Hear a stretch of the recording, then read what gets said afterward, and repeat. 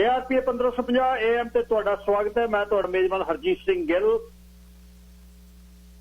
12:30 ਹੋਏ ਨੇ ਜੀ। 18 ਮਈ ਦਾ ਦਿਨ ਹੈ, ਵਰਾ 2021 ਦਾ, ਮੰਗਲਵਾਰ ਹੈ। 5 ਜੇਠ ਨਾਨਕ ਸੰਮਤ 553 ਨਿੱਘਾ ਹਾਰਦਿਕ ਸਵਾਗਤ ਹੈ ਜੀ।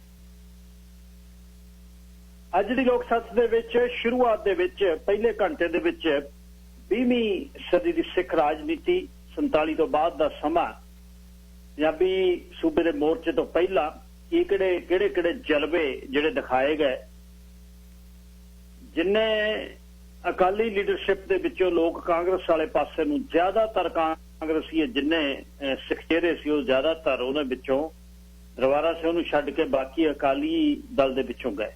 ਪਟੇਲ ਕੀ ਕਹਿੰਦਾ ਹੈ, ਮਾਸਟਰ ਤਾਰਾ ਸਿੰਘ ਕੀ ਕਹਿੰਦਾ ਹੈ, ਪੰਜਾਬੀ ਸੂਬੇ ਦੀ ਮੰਗ ਜਾਂ ਵੱਧ ਅਧਿਕਾਰਾਂ ਦੀ ਮੰਗ ਨੂੰ ਕੀ ਕਿਹਾ ਜਾਂਦਾ, 47 ਤੋਂ ਬਾਅਦ ਦਾ ਯਕਦਮ ਜਿਹੜਾ ਪੰਜਾਬ ਦੇ ਵਿੱਚ ਕੀ ਫਰਕ ਪਿਆ, ਅਲਾਟਮੈਂਟਾਂ ਕਿਵੇਂ ਹੁੰਦੀਆਂ ਨੇ, ਅਫਸਰ ਕੌਣ ਨੇ, ਅਫਸਰਾਂ ਨੇ ਕਿਹੋ ਜਿਹਾ ਵਤੀਰਾ ਕਿਹੋ ਜਿਹਾ ਕੀਤਾ, ਲਹਿੰਦੇ ਪੰਜਾਬ ਤੋਂ ਜਿਹੜੇ ਉੱਜੜ ਕੇ ਲੋਕ ਆਏ ਉਹ ਕਿਵੇਂ ਉਹਨਾਂ ਦਾ ਵਸੇਬਾ ਹੋ ਰਿਹਾ। ਤੇ ਇਸ ਤੇ ਅੱਜ ਦੇ ਜਿਹੜਾ ਅੱਜ ਦਾ ਵਿਸ਼ਾ ਇਹ ਰਹੇਗਾ। ਇਸ ਤੋਂ ਬਾਅਦ ਫਿਰ ਬਸ ਇਸ ਤੋਂ ਅਗਲਾ ਜਿਹੜਾ ਹੈ ਪੰਜਾਬੀ ਸੂਬੇ ਦੀ ਮੋਰਚੇ ਵੱਲ ਨੂੰ ਆਪਾਂ ਜਿਹੜਾ ਪਹੁੰਚਾਂਗੇ। ਤੇ ਤੁਸੀਂ 144 247 1550 184424715550 ਆਨਲਾਈਨ ਨੰਬਰ ਹੈ, ਇਸ ਨੰਬਰ ਤੇ ਗੱਲਬਾਤ ਕਰੋਗੇ। ਤੇ ਸੂਬੇ ਦੀ ਰਾਜਨੀਤੀ ਤੇ ਗੱਲ ਕਰਨੀ ਹੈ ਮੈਂ 1 ਵਜੇ ਤੋਂ ਬਾਅਦ। ਸੂਬੇ ਦੀ ਰਾਜਨੀਤੀ ਬੜੀ ਗਰਮੈਸ਼ ਦੇ ਵਿੱਚ ਹੈ। BCNDP ਵੈਕਸੀਨੇਸ਼ਨ ਦੇ ਕੋਸ਼ਿਸ਼ ਪੂਰੀ ਚੱਲ ਰਹੀ ਹੈ, ਉਹਨਾਂ ਦੀ ਵਧੀਆ ਕਰ ਰਹੀ ਹੈ। ਤੇ $50 ਮਿਲੀਅਨ ਟੂਰਿਜ਼ਮ ਇੰਡਸਟਰੀ ਨੂੰ ਦੇਣ ਦੀ ਗੱਲ ਚੱਲ ਰਹੀ ਹੈ। ਦੇਸ਼ ਸੂਬੇ ਨੂੰ ਖੋਲਣ ਦੀ ਗੱਲ ਅਗਲੇ ਹਫ਼ਤੇ ਦੇ ਵਿੱਚ ਜਾਂ ਆਹ ਹਫ਼ਤੇ ਦੇ ਵਿੱਚ ਹੋਏਗੀ। BC ਲਿਬਰਲ ਵੱਲ ਵਿੱਚ ਝੁਕਾਅ ਕਿਹਦਾ, ਰਾਈਟ ਵਿੰਗ ਆਈਡੀਓਲੋਜੀ, ਕੰਜ਼ਰਵੇਟਿਵ ਪਹੁੰਚ ਰਹੇ ਨੇ, ਨਾਮ ਬਦਲਣ ਦੀ BC ਲਿਬਰਲ ਦੀ ਗੱਲਬਾਤ ਚੱਲ ਰਹੀ ਹੈ। ਤੇ ਲੀ ਉਹਨਾਂ ਦਾ, ਮਾਈਕਲ ਲੀ, ਤੇ ਉਸ ਤੋਂ ਬਾਅਦ ਕੈਵਨ ਫਾਲਕਨ ਦਾ 8-10 ਸਾਲ ਬਾਹਰ ਰਹਿਣ ਤੋਂ ਬਾਅਦ ਦੁਬਾਰਾ ਜੁਆਇਨ ਕਰਨਾ ਰਾਜਨੀਤੀ, ਤੇ ਇਸ ਦੇ ਬਾਰੇ ਵੀ ਅੱਜ ਗੱਲਬਾਤ ਕਰਾਂਗੇ ਆਪਾਂ। ਲੋਕ ਸੱਥ ਤੇ ਸਾਰੇ ਪ੍ਰੋਗਰਾਮ ਪਾਏ ਹੁੰਦੇ ਨੇ। ਲੋਕ ਸੱਥ YouTube ਤੇ ਲੋਕ ਸੱਥ ਤੇ ਤੁਸੀਂ ਜਾ ਕੇ ਪ੍ਰੋਗਰਾਮ ਸਾਰੇ ਸੁਣ ਸਕਦੇ ਹੋ। ਬੁੜੀਆਂ ਦਾ ਮੇਲਾ ਘਰ ਹੋਮ ਦਾ ਮਰਗ ਵਾਲੇ, ਬੁੜੀਆਂ ਦਾ ਮੇਲਾ ਘਰ ਹੋਮ ਦਾ ਮਰਗ ਵਾਲੇ, ਜੂਏ 'ਚ ਜੁਆਰੀਆਂ, ਮੰਡੀ 'ਚ ਮੇਲਾ ਲਾ ਲਿਆਂ ਦਾ, ਫੁੱਲ ਦੇ ਉਦਾਲੇ ਮੇਲਾ ਹੋ ਜੇ ਭੌਰਾਂ ਗੂੰਜਦਿਆਂ ਦਾ, ਫੀਮ ਤੇ ਠੇਕਾ ਤੇ ਮੇਲਾ ਹੋ ਜੇ ਫੀਮ ਵਾਲਿਆਂ ਦਾ, ਭਾਰੀ ਜ਼ਿਆਫਤਾਂ 'ਚ ਮੇਲਾ ਹੋ ਜੇ ਭਾਰੀ ਹਾਕਮਾਂ ਦਾ, ਜੇਲ੍ਹ ਖਾਨੇ ਵਿੱਚ ਹੋ ਜੇ ਮੇਲਾ ਚੋਰਾਂ ਕਾਲਿਆਂ ਦਾ, ਮੇਲੇ ਉੱਤੇ ਜਾ ਕੇ ਮੇਲਾ ਹੋ ਜੇ ਬਹੁਤ ਮੇਲੀਆਂ ਦਾ, ਰਜਬ ਅਲੀ ਸਹੁਰੇ ਜਾ ਕੇ ਮੇਲਾ ਹੋ ਜੇ ਸਾਲਿਆਂ, ਸੰਤਾਂ ਦਾ ਮੇਲਾ ਹੋ ਜੇ ਕੁੰਭ ਦੇ ਨਹਾਉਣ ਜਾ ਕੇ, ਕੁੜੀਆਂ ਦਾ ਮੇਲਾ ਭੰਡਿਆਰ ਦੇ ਬਹਾਨੇ ਜੀ, ਗੱਡੀਆਂ ਦਾ ਮੇਲਾ ਹੋ ਜੇ ਪਹੁੰਚ ਕੇ ਸਟੇਸ਼ਨ ਅਤੇ ਛੜਿਆਂ ਦਾ ਭੱਠੀ ਤੇ ਕਰਨ ਤੱਤੇ ਆਨੇ ਜੀ, ਜੈਤੋਂ ਦੇ ਨਚਾਰ ਤੇ ਖਿਡਾਰੀ ਬਹੁਤੇ ਫਫੜਿਆਂ ਦੇ, ਭੀੜ ਵਿੱਚ ਕੁੱਲ ਡਾਕੂ ਨੂੰ ਪਛਾਣੇ ਜੀ, ਬਾਊ ਜੀ ਦਾ ਮੇਲਾ ਹੋ ਜੇ ਬੰਗਲੇ ਨਹਿਰ ਵਾਲੇ, ਬਾਬੂ ਜੀ ਕਮਿਸ਼ਨਰਾਂ ਦਾ ਮੇਲਾ ਹੋ ਜੇ ਖਾਨੇ ਜੀ, ਬਾਊ ਜੀ ਦਾ ਮੇਲਾ ਹੋ ਜੇ ਬੰਗਲੇ ਨਹਿਰ ਵਾਲੇ, ਬਾਬੂ ਜੀ ਕਮਿਸ਼ਨਰਾਂ ਦਾ ਮੇਲਾ ਹੋ ਜੇ ਖਾਨੇ ਜੀ। ਬਾਜੇ ਖਾਨੇ ਦੀ ਗੱਲ ਕਰ ਬਾਬੂ ਰਜ਼ਵਲੀ ਜੀ ਲਿਖਦੇ। ਧੰਨਵਾਦ ਜੀ ਸਾਰਿਆਂ ਦਾ ਜਿੱਥੇ ਵੀ ਬੈਠੇ ਹੋ। ਪ੍ਰੋਗਰਾਮ ਦੇ ਵਿੱਚ ਨਿੱਘਾ ਹਾਰਦਿਕ ਸਵਾਗਤ ਹੈ। ਅੱਜ ਵੱਡਾ ਦਿਨ ਹੈ ਕਿ ਵੈਨਕੂਵਰ ਦੀ ਸਿਟੀ ਵੱਲੋਂ ਕਾਮਾਗਾਟਾ ਮਾਰੂ ਦੇ ਸੰਬੰਧੀ ਅਫੀਸ਼ੀਅਲ ਅਪੋਲੋਜੀ ਹੋਈ ਆ, ਪਹਿਲਾਂ ਵੀ ਹੋਈਆਂ ਨੇ। ਇੱਕ ਜਿਹੜਾ ਪਾਰਕ 'ਚ ਡਰਾਮਾ ਵੀ ਹੋਇਆ ਸੀ, ਤੁਹਾਨੂੰ ਪਤਾ ਹੈ, ਡਰਾਮੇ ਦਾ ਵਿਰੋਧ ਜਦ ਤੁਸੀਂ ਸਾਰਿਆਂ ਨੇ ਬੈਠਿਆਂ ਨੇ ਕੀਤਾ ਤਾਂ ਜਿਹੜੇ ਨਾਟਕ ਡਰਾਮੇ ਦੇ ਡਾਇਰੈਕਟਰ ਸੀ, ਐਕਟਰ ਸੀ, ਉਹਨਾਂ ਨੇ ਉਸੇ ਸਮੇਂ ਪ੍ਰਾਈਮ ਮਿਨਿਸਟਰ ਹਾਰਪਰ ਨੂੰ ਗੱਭਿਓਂ ਫਸਾਦਾ, ਜਿਵੇਂ ਘਲਾੜੀ 'ਚ ਬਾਂਹ ਦਿੱਤੀ ਹੁੰਦੀ, ਕਿਉਂਕਿ ਇੱਕ ਰਾਤ ਪਹਿਲਾਂ ਏਅਰਪੋਰਟ ਵਾਲੇ ਹੋਟਲ ਦੇ ਵਿੱਚ ਗੱਲਾਂ ਹੋਈਆਂ ਸੀ ਕਿ ਆਹ ਕਰ ਦਿਆਂਗੇ, ਤੁਸੀਂ ਫਿਕਰ ਨਾ ਕਰੋ। ਫਿਰ ਜਿਹੜੇ ਜਿਨ੍ਹਾਂ ਕੋਲ ਕੰਟਰੋਲ ਸੀ, ਕਈ ਮਾਈਕ ਵਾਲੇ ਸੀ, ਉਹ ਉਸੇ ਸਮੇਂ ਫਿਰ ਕੌਮ ਵੱਲ ਭੁਗਤ ਗਏ, ਹਾਰਪਰ ਨੂੰ ਛੱਡਤਾ। ਇਹੀ ਹੁੰਦਾ ਜਦ ਤੁਸੀਂ ਕਿਸੇ ਦੇ ਨਾਲ ਵਫਾ ਨਹੀਂ ਕਰਨੀ, ਕਿਸੇ ਦੇ ਨਾਲ ਜੁੜਨਾ ਨਹੀਂ, ਕਿਸੇ ਦੇ ਲਈ ਸਿਰਫ ਆਪਣੇ ਢਿੱਡ ਲਈ ਉਤਰੇ ਫਿਰਨਾ, ਫਿਰ ਕਮਿਊਨਿਟੀ ਵੀ ਕੱਖ ਨਹੀਂ ਦਿੰਦੀ, ਕਮਿਊਨਿਟੀ ਕੋਲੋਂ ਵੀ ਕੱਖ ਨਹੀਂ ਮਿਲਦਾ। ਜਿਹੜਾ ਕੋਈ ਮਰਜ਼ੀ ਦਮਗਜੇ ਮਾਰਦੇ ਫਿਰੀ ਚੱਲੋ। जे गल कीती सी तां खड़ना सी, जद मूहरे खड़ा के माइक ते पहला गल ये होनी चाहिए सी भी ये चीज़ जिहड़ी असीं कर रहे हैं, जिहड़ा विसाघात कौम नाल एडा वड्डा कर रहे हैं कि एडे वड्डे इंसीडेंट दी एक पार्क च माफी, चाइनीज हैड टैक्स दी, जैपनीज दी हाउस ऑफ कॉमन दे विच तुसीं की करन लगे सी?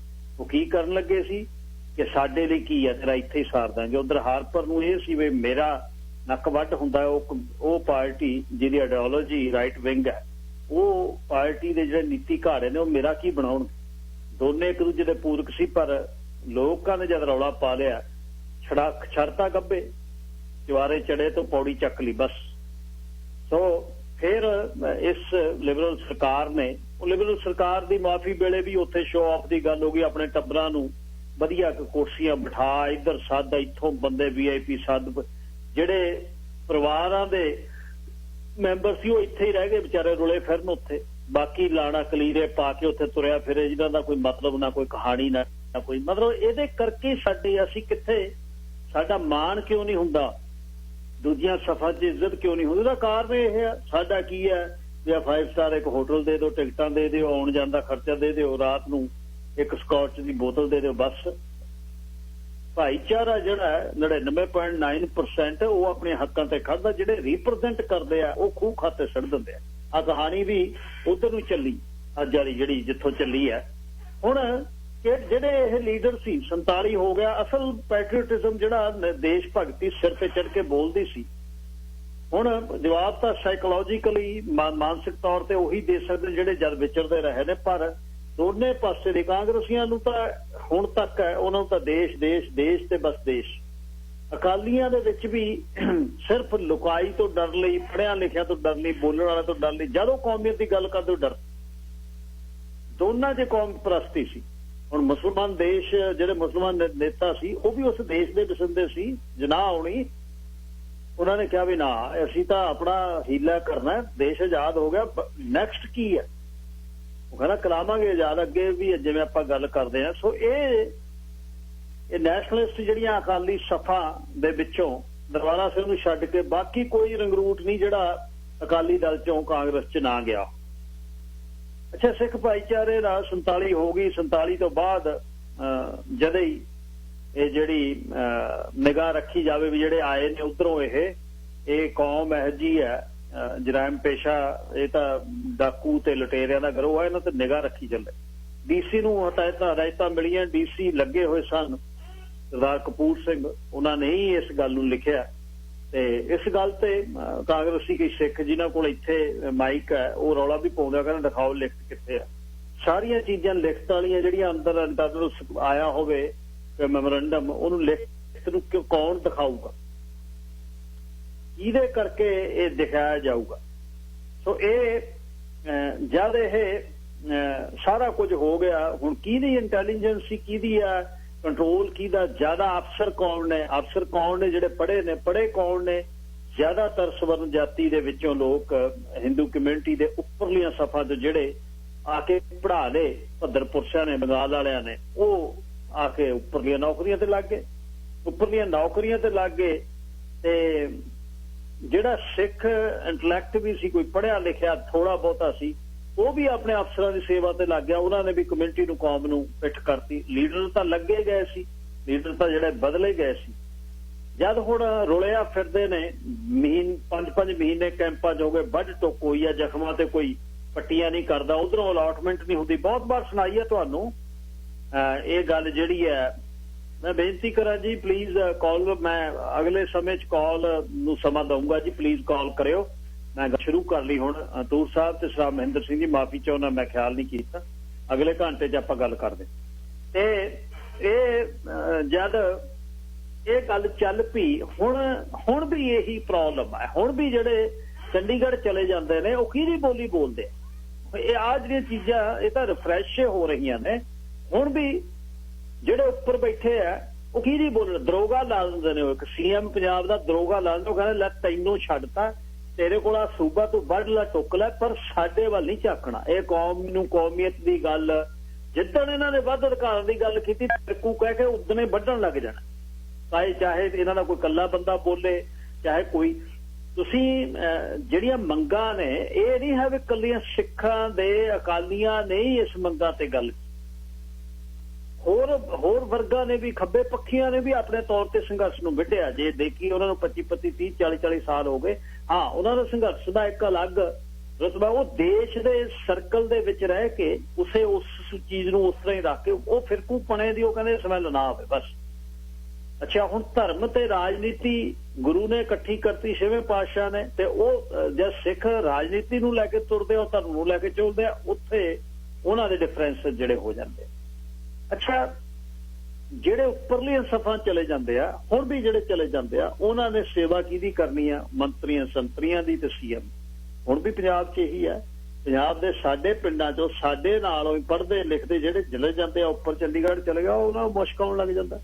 ਉਹ ਕਹਿੰਦਾ ਨਾ ਇਹ ਨਹੀਂ, ਇਹ ਤੇ ਦੇਸ਼ ਪੁਲਿਸ ਦੇ ਵਿੱਚ ਰਹਿ ਕੇ ਜਿਹੜੇ ਪਿੰਡ 'ਚੋਂ ਕੋਈ ਅਫਸਰ ਲੱਗ ਜਾਵੇ, ਪਿੰਡ ਦੇ ਵਿੱਚ ਜਿੰਨੀ ਧੱਕਾ ਮਰਜ਼ੀ ਪੁਲਿਸ ਕਰ ਦੇਵੇ ਤਾਂ ਪੁਲਿਸ ਵਾਲਾ ਕਦੇ ਅਫਸਰ ਮੂੰਹੋਂ ਨਹੀਂ ਕਹੂ ਵੀ ਪੁਲਿਸ ਨੇ ਧੱਕਾ ਕੀਤਾ। ਉਹ ਕਹਿੰਦਾ ਨਹੀਂ, ਲਾਅ ਐਂਡ ਆਰਡਰ ਰੱਖਣਾ ਪੈਣਾ ਸਾਨੂੰ, ਇਹ ਤਾਂ ਇਸ ਤਰ੍ਹਾਂ। ਅੱਛਾ, ਮੁਸਲਮਾਨ ਫਿਰਕੇ ਦੀ ਤਾਕਤ ਪੰਜਾਬ ਦੇ ਵਿੱਚ ਮੁੱਖ ਸੀ ਆਜ਼ਾਦੀ ਤੋਂ ਪਹਿਲਾਂ, ਤੇ ਸਿੱਖਾਂ ਦਾ ਸਰੋਕਾਰ ਜਿਹੜੀ ਸੀ ਵੀ ਇਹਨਾਂ ਦੇ ਖਿਲਾਫ ਲੜਨਾ, ਇਹਨਾਂ ਦੀ ਸਥਾਪਤੀ, ਇਹਨਾਂ ਨੂੰ ਵੱਧ ਹੱਕ, ਇਹਨਾਂ ਦੇ ਖੇਤਰ, ਇਹਨਾਂ ਨੂੰ ਮਤਲਬ ਅਡੋਲ ਲੜਾਈ ਉਹਨਾਂ ਦੇ ਖਿਲਾਫ ਜਿਹੜੀ ਆ ਉਹ ਪੂਰੀ ਜਿਹੜੀ ਸਿੱਖ ਜਿੰਨੀ ਲੀਡਰਸ਼ਿਪ ਸੀ ਉਹ ਲੜਦੀ ਰਹੀ। ਅੱਛਾ, ਉਹਦੇ ਬਾਅਦ ਹੁਣ ਉਹ ਪਰਲੇ ਬੰਨੇ ਚਲੇ ਗਏ। ਜਦੋਂ ਪਰਲੇ ਬੰਨੇ ਚਲੇ ਗਏ ਤਾਂ ਹੁਣ ਜਦ ਇਹਦੇ ਵਿੱਚੋਂ ਜਦ ਇਹ ਫੈਕਟਰ ਗਾਇਬ ਹੋ ਗਿਆ ਤਾਂ ਹੁਣ ਜਿਹੜੇ ਦਿੱਲੀ 'ਚ ਹਾਕਮ ਬੈਠੇ ਨੇ, ਜਿਨ੍ਹਾਂ ਨੇ ਆਪਣਾ ਦਰੋਗਾ ਲਾ ਦਿੱਤਾ ਮੁੱਖ ਮੰਤਰੀ ਦੇ ਰੂਪ ਦੇ ਵਿੱਚ, ਜਦ ਹੁਣ ਸਿੱਖਾਂ ਦੀ ਉਸੇ ਲੀਡਰਸ਼ਿਪ ਨੇ ਜਿਹੜਾ ਆਪਣੇ ਵੱਧ ਅਧਿਕਾਰਾਂ ਦੀ ਤੇ ਫਿਰਕੂਪਣੇ ਤੋਂ ਡਰਦੇ ਆਪਣੀ ਕੌਮੀਅਤ ਦੀ ਗੱਲ ਨਾ ਕਰ ਸਕੇ, ਜਦੋਂ ਮਾੜੀ ਜੀ ਗੱਲ ਕਰਦੇ ਉਹਨਾਂ 'ਚ ਕੋਈ ਬੋਲਦਾ ਤਾਂ ਪਹਿਲਾਂ ਤਾਂ ਉਹਦੇ ਨਾਲ ਦੇ ਚਿੰਬੜ ਜਾਂਦੇ। ਊਧਮ ਸਿੰਘ ਨਾਗੋਕੇ ਨੇ 1948 ਦੇ ਸ਼ੁਰੂ 'ਚ ਮਾਸਟਰ ਤਾਰਾ ਸਿੰਘ ਨੂੰ ਇਹ ਕਹਿਣਾ ਸ਼ੁਰੂ ਕਰਤਾ ਕਿ ਹੁਣ ਸਾਂਝਾ ਚੁਣਾਵ ਜਿਹੜਾ ਜੁਆਇੰਟ ਇਲੈਕਟੋਰੇਟ ਹੋ ਗਿਆ ਤੇ ਕਾਂਗਰਸ ਦੇ ਟਿਕਟ ਬਿਨਾਂ ਸਾਡਾ ਕੋਈ ਆਦਮੀ ਅਸੈਂਬਲੀ 'ਚ ਚੋਣ 'ਚ ਕਾਮਯਾਬ ਨਹੀਂ ਹੋਣਾ, ਵੀ ਕਾਂਗਰਸ ਵੱਲ ਨੂੰ ਤੁਰ। ਊਧਮ ਸਿੰਘ ਨਾਗੋਕੇ ਕਾਂਗਰਸ ਹੀ ਰਿਹਾ। ਯਾਨੀ ਕਰਤਾਰ ਸਿੰਘ ਉਹਨਾਂ ਨੇ ਵੀ ਵਰਕਿੰਗ ਕਮੇਟੀ ਦੇ ਵਿਚਾਰਾਂ ਤੋਂ ਬਿਨਾਂ ਹੀ ਤੇ ਅਕਾਲੀ ਦਲ ਦੇ ਪ੍ਰਧਾਨ ਦੀ ਹੈਸੀਅਤ ਦੇ ਵਿੱਚ ਜਲੰਧਰ ਪ੍ਰੈਸ ਕਾਨਫਰੰਸ ਕੀਤੀ ਵੀ ਸਿੱਖ ਕਿਸੇ ਵੀ ਫਿਰਕੂ ਚੋਣ ਹਲਕੇ ਦੀ ਮੰਗ ਨਹੀਂ ਕਰਨਗੇ ਤੇ ਹੁਣ ਕਾਂਗਰਸ ਨਾਲ ਮਿਲ ਕੇ ਇਸ ਨੂੰ ਪੂਰਨ ਹਮਾਇਤ ਦੇਣਗੇ। ਚਲੋ ਉਹ ਕੀ ਕਹਿ ਰਹੇ ਨੇ? ਉਹ ਕਹਿ ਰਹੇ ਨੇ ਵੀ मतलब ਹੁਣ ਕਹਾਣੀ ਜਬ उस समय की बात और थी अब और, जवाहर लाल नेहरू ਸ਼ਰਮ ਕਹਿ ਰਿਹਾ। ਤੇ ਇਹ ਚੀਜ਼ ਨੇ ਅਕਾਲੀ ਲੀਡਰਸ਼ਿਪ ਦੇ ਵਿੱਚ ਜਿਹੜੇ ਥੋੜੇ ਬਹੁਤੇ ਹੋਰ ਰਹਿੰਦੇ ਸੀ ਉਹ ਇਸੇ ਲਾਈਨ 'ਚ ਲੈ ਆਏ। ਜਥੇਦਾਰ ਊਧਮ ਸਿੰਘ ਨਾਗੋ ਦੇ ਸਮੇਤ ਅਕਾਲੀ ਦਲ ਦੇ ਹੋਰ ਪ੍ਰਮੁੱਖ ਵਿਧਾਇਕ ਜਿਹੜੇ ਈਸ਼ਰ ਸਿੰਘ ਮਝੈਲ ਤੇ ਸਵਰਨ ਸਿੰਘ, ਉਹ ਵੀ ਛੇਤੀ ਲੈ ਕੇ ਚੱਲੇ। ਉਹ ਜਦ ਕਹਿੰਦੇ ਗੱਲ ਇਹ ਮੁੱਕ ਗਈ ਅਕਾਲੀਆਂ 'ਚ ਕਾਹਨੂੰ ਰਹਿਣਾ, ਹੁਣ ਸਰਕਾਰ ਵੱਲ ਚਲੇ, ਉਹ ਵੀ ਕਾਂਗਰਸ ਚਲੇ। ਤੇ ਅਕਾਲੀ ਦਲ ਦੀ ਵਰਕਿੰਗ ਕਮੇਟੀ ਨੇ 16 ਮਾਰਚ 1948 ਨੂੰ ਸਾਰੇ ਵਿਧਾਇਕਾਂ ਨੂੰ ਇਹ ਆਦੇਸ਼ ਦੇ ਦਿੱਤਾ ਕਿ ਉਹ ਸਮੂਹਕ ਰੂਪ ਵਿੱਚ ਕਾਂਗਰਸ ਵਿਧਾਇਕ ਦਲ ਵਿੱਚ ਸ਼ਾਮਲ ਹੋ ਜਾਣ ਤਾਂ ਜੋ ਭਾਰਤ ਦੇ ਧਰਮ ਨਿਰਪੱਖ ਤਾਕਤਾਂ ਨੂੰ ਤਕੜਿਆ ਕੀਤਾ ਜਾ ਸਕੇ।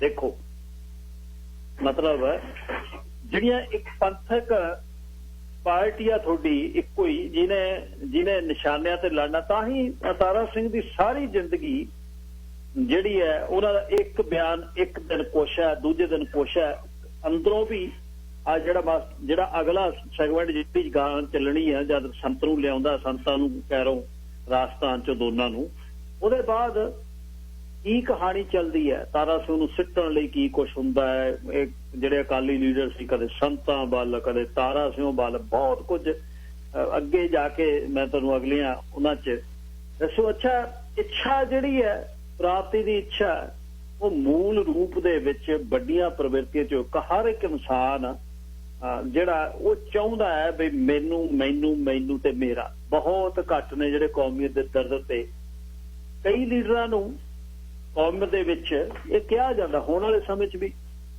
ਗਿਆਨੀ ਕਰਤਾਰ ਸਿੰਘ ਨੂੰ ਵੀ ਕਿਹਾ ਜਾਂਦਾ ਸੀ, ਤੁਹਾਨੂੰ ਸਟੇਟਮੈਂਟ ਪੜ੍ਹ ਕੇ ਸੁਣਾਇਆ ਮੈਂ। ਤੇ ਹੁਣ ਦੇ ਸਮੇਂ 'ਚ ਜਿਸ ਤਰ੍ਹਾਂ ਗੁਰਚਰਨ ਸਿੰਘ ਟੌੜਾ ਨੂੰ ਕਹਿੰਦੇ ਬਹੁਤ ਇਮਾਨਦਾਰ ਹੈ, ਬਹੁਤ ਸੱਚਾ ਹੈ, ਉਹ ਇਮਾਨਦਾਰੀ ਤੇ ਸੱਚ ਹੋਣਾ ਇੱਕ ਬੰਦੇ ਦੀ ਕੁਆਲਿਟੀ ਹੈ, ਉਹ ਹੋਣੀ ਚਾਹੀਦੀ ਹੈ, ਮਨੁੱਖ ਦਾ दैवी ਗੁਣ ਹੈ। ਪਰ ਇਮਾਨਦਾਰੀ ਤੇ ਸੱਚ ਨੂੰ ਕੌਮ ਕਿਹੜੇ ਗੋਡੇ ਤੇ ਰਗੜ ਕੇ ਲਾਵੇ, ਗੱਲ ਇਹ ਆ ਵੀ ਕੌਮੀਅਤ ਦੇ ਤੌਰ ਤੇ ਉਹ ਬੰਦੇ ਨੇ ਕੀ ਕੀਤਾ, ਸੁਸਾਇਟੀ ਦੇ ਤੌਰ ਤੇ ਉਹਨੇ ਕੀ ਕੀਤਾ। ਸੱਚ ਹੈ, ਮੈਂ ਸਾਫ਼ ਹਾਂ, ਮੈਂ ਸਾਰਾ ਦਿਨ ਜਪਜੀ ਸਾਹਿਬ ਪੜ੍ਹਦਾ, ਮੇਰੇ ਕਕਾਰ ਪਾਏ ਹੋਏ ਨੇ, ਮੇਰਾ ਬਾਲ ਦਾੜੀ ਦਾ ਡਿੱਪ ਵੀ ਮੈਂ ਕਾਗਜ਼ 'ਚ ਪਾ ਕੇ ਖੀਸੇ 'ਚ ਪਾ ਲੈਂਦਾ, ਮੈਂ ਮੀਟ ਦੇ ਨੇੜੇ ਨਹੀਂ ਆਉਂਦਾ, ਮੈਂ ਆਂਡੇ ਵਾਲੀਆਂ ਕੁੱਕੀਆਂ ਨਹੀਂ ਖਾਂਦਾ, ਤੇ ਮੈਂ ਸਾਰਾ ਦਿਨ ਫਤਿਹ ਹੱਥ ਜੋੜ ਕੇ ਫਤਿਹ ਹੀ ਬੁਲਾਈ ਜਾਂਦਾ। ਇਹ ਕੁਆਲਿਟੀਆਂ ਮੇਰੀਆਂ ਸਰੀਰ ਦੇ ਤੌਰ ਤੇ ਨੇ ਵੀ ਇਸ ਸਰੀਰ ਦੇ ਮੈਂ ਇੱਕ ਜਰਨੀ ਤੇ ਆਇਆ, ਮੈਂ ਇਹਨੂੰ ਪਿਉਰੀਫਾਈ ਕਰਾਂ, ਮੈਂ ਇਸ ਨੂੰ ਸਹੀ ਕਰਾਂ। ਨਰਕ ਸਵਰਗ ਜੇ ਕੋਈ ਹੈ ਉਹਦਾ ਅਗਲੇ ਦਾ ਰਸਤਾ ਸਹੀ ਕਰਾਂ। ਅਬਲਾ ਤਾਂ ਹੈ ਨਹੀਂ, ਇੱਥੇ ਦੀ ਜਿਉਣਾ ਹੀ ਨਰਕ ਤੇ ਸਵਰਗ ਹੈ। ਪਰ ਇਹ ਗੁਣ ਦੇ ਵਿੱਚੋਂ ਕੌਮ ਦਾ ਕੀ ਹੈ ਮੈਨੂੰ ਇਹ ਦੱਸੋ। ਮੈਂ ਮਾਈਕ ਤੇ ਬੋਲਦਾ, ਮੈਂ ਮਾਈਕ ਲਈ ਵਧੀਆ ਬੋਲਦਾ, ਮੈਂ ਮਾਈਕ ਤੇ ਵਧੀਆ ਸੁਣਾਉਣਾ ਗੱਲਾਂ, ਮੈਂ ਸੱਚ ਬੋਲਦਾ ਮਾਈਕ ਤੇ, ਇਹ ਕੁਆਲਿਟੀ ਹੈ। ਇੱਕ ਬ੍ਰੌਡਕਾਸਟ ਨੂੰ ਬੋਲਣਾ ਹੀ ਸੱਚ ਚਾਹੀਦਾ। ਇਦੋਂ ਉੱਪਰ ਕਮਿਊਨਿਟੀ ਦੇ ਲਈ ਕੀ ਹੈ, ਕਮਿਊਨਿਟੀ ਦਾ ਸਟੈਂਡ ਕੀ ਹੈ। ਪੋਲੀਟੀਕਲ ਪਾਰਟੀਆਂ ਦੇ ਬੰਦੇ, ਮੈਂ ਜਮੇ ਹੀ ਕਰਪਸ਼ਨ ਨਹੀਂ ਕਰਦਾ, ਉਹਦਾ ਤਾਂ ਕਰਨੀ ਹੋ ਨਹੀਂ। ਤੇਰਾ ਰੋਟੀ ਪਾਣੀ ਦਾ ਹੀਲਾ ਜਵਾਕਾਂ ਦਾ ਕਰਦਾ, ਤੈਨੂੰ ਚੜ੍ਹਨ ਨੂੰ ਟਿਕਟਾਂ ਦੇਤੀਆਂ, ਤੈਨੂੰ ਆਟਵਾ ਰਹਿਣ ਨੂੰ, ਵਿਕਟੋਰੀਆ ਰਹਿਣ ਨੂੰ ਘਰ ਦੇਤਾ, ਇੱਕ ਘਰ ਤੇਰਾ ਸਰੀ ਦੇ ਵਿੱਚ ਹੈ, ਦੂਜੀ ਇਹ ਕਿਹੜੀ ਕੁਆਲਿਟੀ ਹੈ ਵੀ ਤੂੰ ਇਮਾਨਦਾਰ ਹੈ। ਗੱਲ ਇਹ ਆ ਵੀ ਆਪਣੇ ਵਿੱਤ ਤੋਂ ਬਾਹਰ ਜਾ ਕੇ, ਆਪਣੇ ਸਰਕਮਫਰੈਂਸ ਤੋਂ ਬਾਹਰ ਕੰਧ ਭੰਨ ਕੇ, ਬਾੜ ਭੰਨ ਕੇ ਕੌਮ ਲਈ ਕੁਛ ਕੀਤਾ, ਉਹ ਜੁਰਕਾ ਹੈ। ਆਹੀ ਸੀ ਗਿਆਨੀ ਕਰਤਾਰ ਸਿੰਘ, ਬਹੁਤ ਸਾਊ ਸੀ ਜੀ, ਮੋਢੇ ਤੇ ਇੱਕ ਕਰਨਾ ਸੀ ਖੱਦਰ ਦਾ, ਉਹੀ ਵਿਛਾ ਕੇ ਕਹਿੰਦੇ ਲੈ ਵੀ ਮੈਂ ਤਾਂ ਸੌਣ ਲੱਗਿਆ, ਇੱਥੇ ਗੱਡੀ ਦਾ ਤੇਲ ਮੁੱਕ ਗਿਆ, ਇੱਥੇ ਲੰਬੜਦਾਰ ਨੂੰ ਪੁੱਛ ਵੀ ਗੱਡੀ, ਉਹਦੇ ਤੂੰ ਕਹਿ ਵੀ ਗੱਡੀ ਦਾ ਤੇਲ ਪਵਾ ਦੇਵੇ ਮੇਰੀ ਦਾ। ਇਹ ਕੁਆਲਿਟੀਆਂ ਸਾਫ਼ ਗੋਈ ਦੀਆਂ, ਨੌਨ ਕਰਪਟੇ ਹੈਗੀਆਂ। ਪਰ ਕੀ ਸਾਹਮਣੇ ਦਿਮਾਗ ਦੇ ਵਿੱਚ ਚੀਜ਼ਾਂ ਕਲੀਅਰ ਨੇ? ਜੇ ਤੁਸੀਂ ਇੰਟੈਲੈਕਚੁਅਲ ਪੜ੍ਹੇ ਲਿਖੇ ਲੋਕ ਸੀ, ਕੀ ਤੁਹਾਨੂੰ ਪਤਾ ਸੀ ਬਈ 47 ਤੋਂ ਬਾਅਦ ਕਹਾਣੀ ਕੀ ਹੋ ਰਹੀ ਹੈ? ਇੱਕ ਮਿਨੋਰਿਟੀ ਦੇ ਤੌਰ ਤੇ ਇੱਕ ਹੋਰ ਕੌਮ ਜਿਹੜੀ ਮੁਸਲਿਮ ਕੌਮ ਹੈ, ਉਹਨਾਂ ਨੂੰ ਕਿਵੇਂ ਸਮੈਲ ਆ ਗਈ ਵੀ ਸਾਡੇ ਨਾਲ ਕੀ ਹੋਊਗਾ 47 ਤੋਂ ਬਾਅਦ, ਤੇ ਤੁਹਾਨੂੰ ਕਿਉਂ ਨਾ ਆਈ? ਤੇ ਹੁਣ 47 50 ਤੋਂ ਲੈ ਕੇ ਹੁਣ ਤੱਕ 17 ਸਾਲਾਂ 'ਚ 3 ਲੱਖ ਕਰੋੜ ਦਾ ਕਰਜ਼ਾ ਹੈ। 5-4 ਲੱਖ ਪੰਜਾਬ ਦਾ ਮੁੰਡਾ, ਚਾਹੇ ਉਹ ਨਕਸਲ ਲਹਿਰ 'ਚ ਕਹਿ ਲਓ, ਸਿੱਖ ਸੰਘਰਸ਼ 'ਚ ਕਹਿ ਕੇ ਮਰਵਾ ਚੁੱਕੇ ਆ, ਉੱਜੜ ਗਏ, ਬਿਆਬਾਨ ਹੋਇਆ ਪਿਆ, ਪਾਣੀ ਉੱਥੇ ਦਾ ਮੁੱਕ ਗਿਆ, ਜਾਨਵਰ ਉੱਥੇ ਮੁੱਕ ਗਏ, ਲੋਕ ਜਿਹਦੇ ਕੋਲ ਜਵਾਨੀ ਆਉਂਦੀ ਆ ਗਲ 'ਚ ਪਾ ਕੇ ਇੱਕ ਆਪਣਾ ਬੈਗ ਭੱਜਣ ਦੀ ਕਰਦਾ, ਕਦਰਾਂ ਕੀਮਤਾਂ ਖਤਮ ਕਰ ਦਿੱਤੀਆਂ। ਉਹਦਾ ਜ਼ਿੰਮੇਵਾਰ ਕੌਣ ਹੈ? ਮਾਸ ਜਿਹੜਾ 99% ਆ ਉਹਦਾ ਵਿਚਾਰੇ ਉਹ ਕੌਣ ਨੇ? ਹੁਣ ਕਹੇ ਵੀ ਬਢਲਾਡਿਓਂ ਜਾ ਕੇ ਚੰਡੀਗੜ੍ਹ ਜਾ ਕੇ ਕੋਈ ਕੈਪਟਨ ਨੂੰ ਮਿਲ ਲੂ, ਕਿਹਨੇ ਮਿਲ ਦੇਣਾ? ਪਿੰਡ ਦਾ ਸਰਪੰਚ ਨਹੀਂ ਮਿਲਦਾ। ਕਿਹਨੇ ਡਬੋਏ? ਜਿਹੜੇ ਕੌਮ ਦੇ ਰਹਿਬਰ ਸੀ, ਜਿਹੜੇ ਕੌਮ ਦੇ ਲੀਡਰ ਸੀ। ਜਦ ਵੀ ਕਿਹਨੇ ਲੋਏ? ਬਲਦੇਵ ਸਿੰਘ ਵਰਗਿਆਂ ਨੇ, ਜਿਨ੍ਹਾਂ ਨੇ ਚੂੰਡੀ ਨਹੀਂ ਵੜਾਈ, ਗੋਲੇ ਤੋਂ ਕਿਤੇ ਸੋਟੀ ਨਹੀਂ ਖਾਧੀ, ਤੇ ਆ ਕੇ ਬਣੇ ਬਣਾਈ ਕੌਮ ਦੇ ਲੀਡਰ ਬਣ ਗਏ। ਤੇ ਮਰਦੇ ਜੇਲ੍ਹਾਂ 'ਚ ਸਰਦੀ ਕੌਮ ਰਹਿ ਗਈ, ਤੇ ਗੋਲਮੇਜ ਕਾਨਫਰੰਸ ਤੇ ਬੈਠਾ ਬਲਦੇਵ ਸਿੰਘ ਜਾ ਕੇ, ਜਿਹਨੇ ਸਾਲ 4 ਆਪਣੇ ਕਾਰਖਾਨੇ ਬਚਾਉਣ ਖਾਤਰ ਸਾਰਾ ਕੁਝ, ਡਿਫੈਂਸ ਮਿਨਿਸਟਰ ਬਣਾਉਣ ਦੇ ਖਾਤਰ, ਜਿਹੜਾ ਸਾਰਾ ਕੁਝ ਵੇਚ ਰਿਹਾ। ਨਾ ਸਾਡਾ ਤਾਂ ਇਹ ਬਸ ਸਾਡਾ ਫਾਈਨਲ ਹੋ ਗਿਆ। ਫਾਈਨਲ ਕਿਹਦੇ ਲਈ ਹੋ ਗਿਆ? ਚੀਜ਼ਾਂ ਸਹੀ ਹੋ ਗਈਆਂ, ਆਹ ਚੀਜ਼ ਹੋਊਗੀ। ਅੱਛਾ, ਇੱਕ ਹੋਰ ਕਥਨ ਹੈ। ਅੱਛਾ, ਜਦ ਇਹ ਹੁਣ ਵੱਡਾ ਵਰਗ ਜਿਹੜਾ ਇਹਨਾਂ ਚੋਂ ਗਿਆ, ਵੱਡੇ ਵਰਗ ਨੇ ਇੱਕ ਤਾਂ ਸਥਾਪਤੀ ਵਾਲੇ ਤੌਰ ਤੇ ਬਈ ਕਾਂਗਰਸ ਨੇ ਜਿੱਤਣਾ, ਕਾਂਗਰਸ ਹੀ ਮੇਨ ਆ, ਕਾਂਗਰਸ ਦੇ ਮੇਨ ਲੀਡਰ ਦਿੱਲੀ 'ਚ ਬੈਠੇ ਨੇ, ਇੱਧਰ ਨੂੰ ਮੁੜ ਚੱਲ, ਨਵਾਂ ਸੂਬਾ ਹੋ ਰਿਹਾ, ਨਵੇਂ ਸੂਬੇ 'ਚ ਵੜ ਜਾਓ। ਸਾਰੇ ਹੀ ਬੰਦੇ ਪਹਿਲਾਂ ਅਕਾਲੀ ਦਲ ਦੇ ਵਿੱਚੋਂ ਹੀ ਗਏ। ਜਿਹੜੇ ਵੱਡੇ ਦਰੋਗੇ ਸੀ, ਪ੍ਰਤਾਪ ਸਿੰਘ ਕੈਰੋਂ ਲਾ ਲਓ, ਗੁਰਦਿਆਲ ਸਿੰਘ ਢਿੱਲੋਂ ਲਾ ਲਓ, ਸਵਰਨ ਸਿੰਘ, ਗਿਆਨੀ ਜੈਲ, ਤੇ ਬੂਟਾ ਸਿੰਘ, ਬੇਅੰਤ ਸਿੰਘ ਵਰਗੇ, ਇਹ ਸਾਰੇ ਅਕਾਲੀ ਦਲ ਦੇ ਵਿੱਚੋਂ ਲੋਕ ਕਾਂਗਰਸ 'ਚ ਗਏ। ਹਿਟਲਰ ਕਹਿੰਦਾ ਸੀ ਨਾ, ਜੇਕਰ ਗਾਲਬ ਧਿਰ ਗਾਲਬ ਕੌਮਾਂ 'ਚੋਂ ਹੀ ਅਜਿਹੇ ਚਰਿੱਤਰਹੀਣ ਅਨਸਰ ਲੱਭ ਲਵੇ ਤੇ ਉਹਨੂੰ ਦਰੋਗੇ ਦਾ ਰੋਲ ਸੌਂਪ ਦੇਵੇ, ਉਹ ਆਪਣੀ ਕੌਮ ਉੱਤੇ ਕਿਸੇ ਵੀ ਹੋਰ ਓਪਰੇ ਹੰਸਿਆਰੇ ਨਾਲੋਂ ਵੱਧ ਕਿਤੇ ਨਿਰਦਈ ਹੋ ਕੇ ਚਾਬੁਕ ਫੇਰਦੇ ਆ। ਸਾਹਮਣੇ ਤੁਹਾਡੇ ਸਾਹਮਣੇ ਆ। ਹਿਟਲਰ ਕਹਿੰਦਾ ਹੈ ਗਾਲਬ ਕੌਮਾਂ ਨੂੰ ਇਹ ਤਜਰਬਾ ਬਹੁਤ ਰਾਸ ਹੁੰਦਾ ਵੀ ਜਿਨ੍ਹਾਂ ਤੇ ਜ਼ੁਲਮ ਕਰਨਾ ਉਹਨਾਂ 'ਚ ਦਰੋਗੇ ਲੱਭ ਲਓ ਤੇ ਉਹਨਾਂ ਨੂੰ ਸ਼ਮਕ ਦੇ ਦਿਓ, ਫਿਰ ਵੀ ਤੂੰ ਆਪਣਾ ਜਿਹੜਾ ਕੋਈ ਮਰਜ਼ੀ ਢਿੱਡ ਭਰ ਲੈ ਤੇ ਤੂੰ ਇਹਨਾਂ ਨੂੰ ਵੱਢ ਦੇ ਬਸ।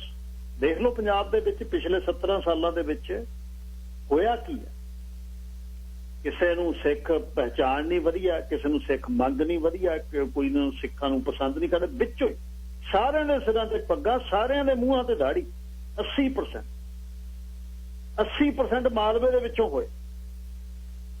ਵੱਧ ਸੁੱਕਣੇ ਭਾਤੀ ਕੌਮ, ਚਾਹੇ ਉਹ ਕਿਸੇ ਲੀਡਰ, ਚਾਹੇ ਉਹ ਨਕਸਲ ਲਹਿਰ ਹੋਵੇ, ਚਾਹੇ ਸਿੱਖ ਸੰਘਰਸ਼ ਹੋਵੇ। ਜ਼ੁਲਮ ਦੇਖੋ ਜਿਹੜਾ ਹੋਇਆ।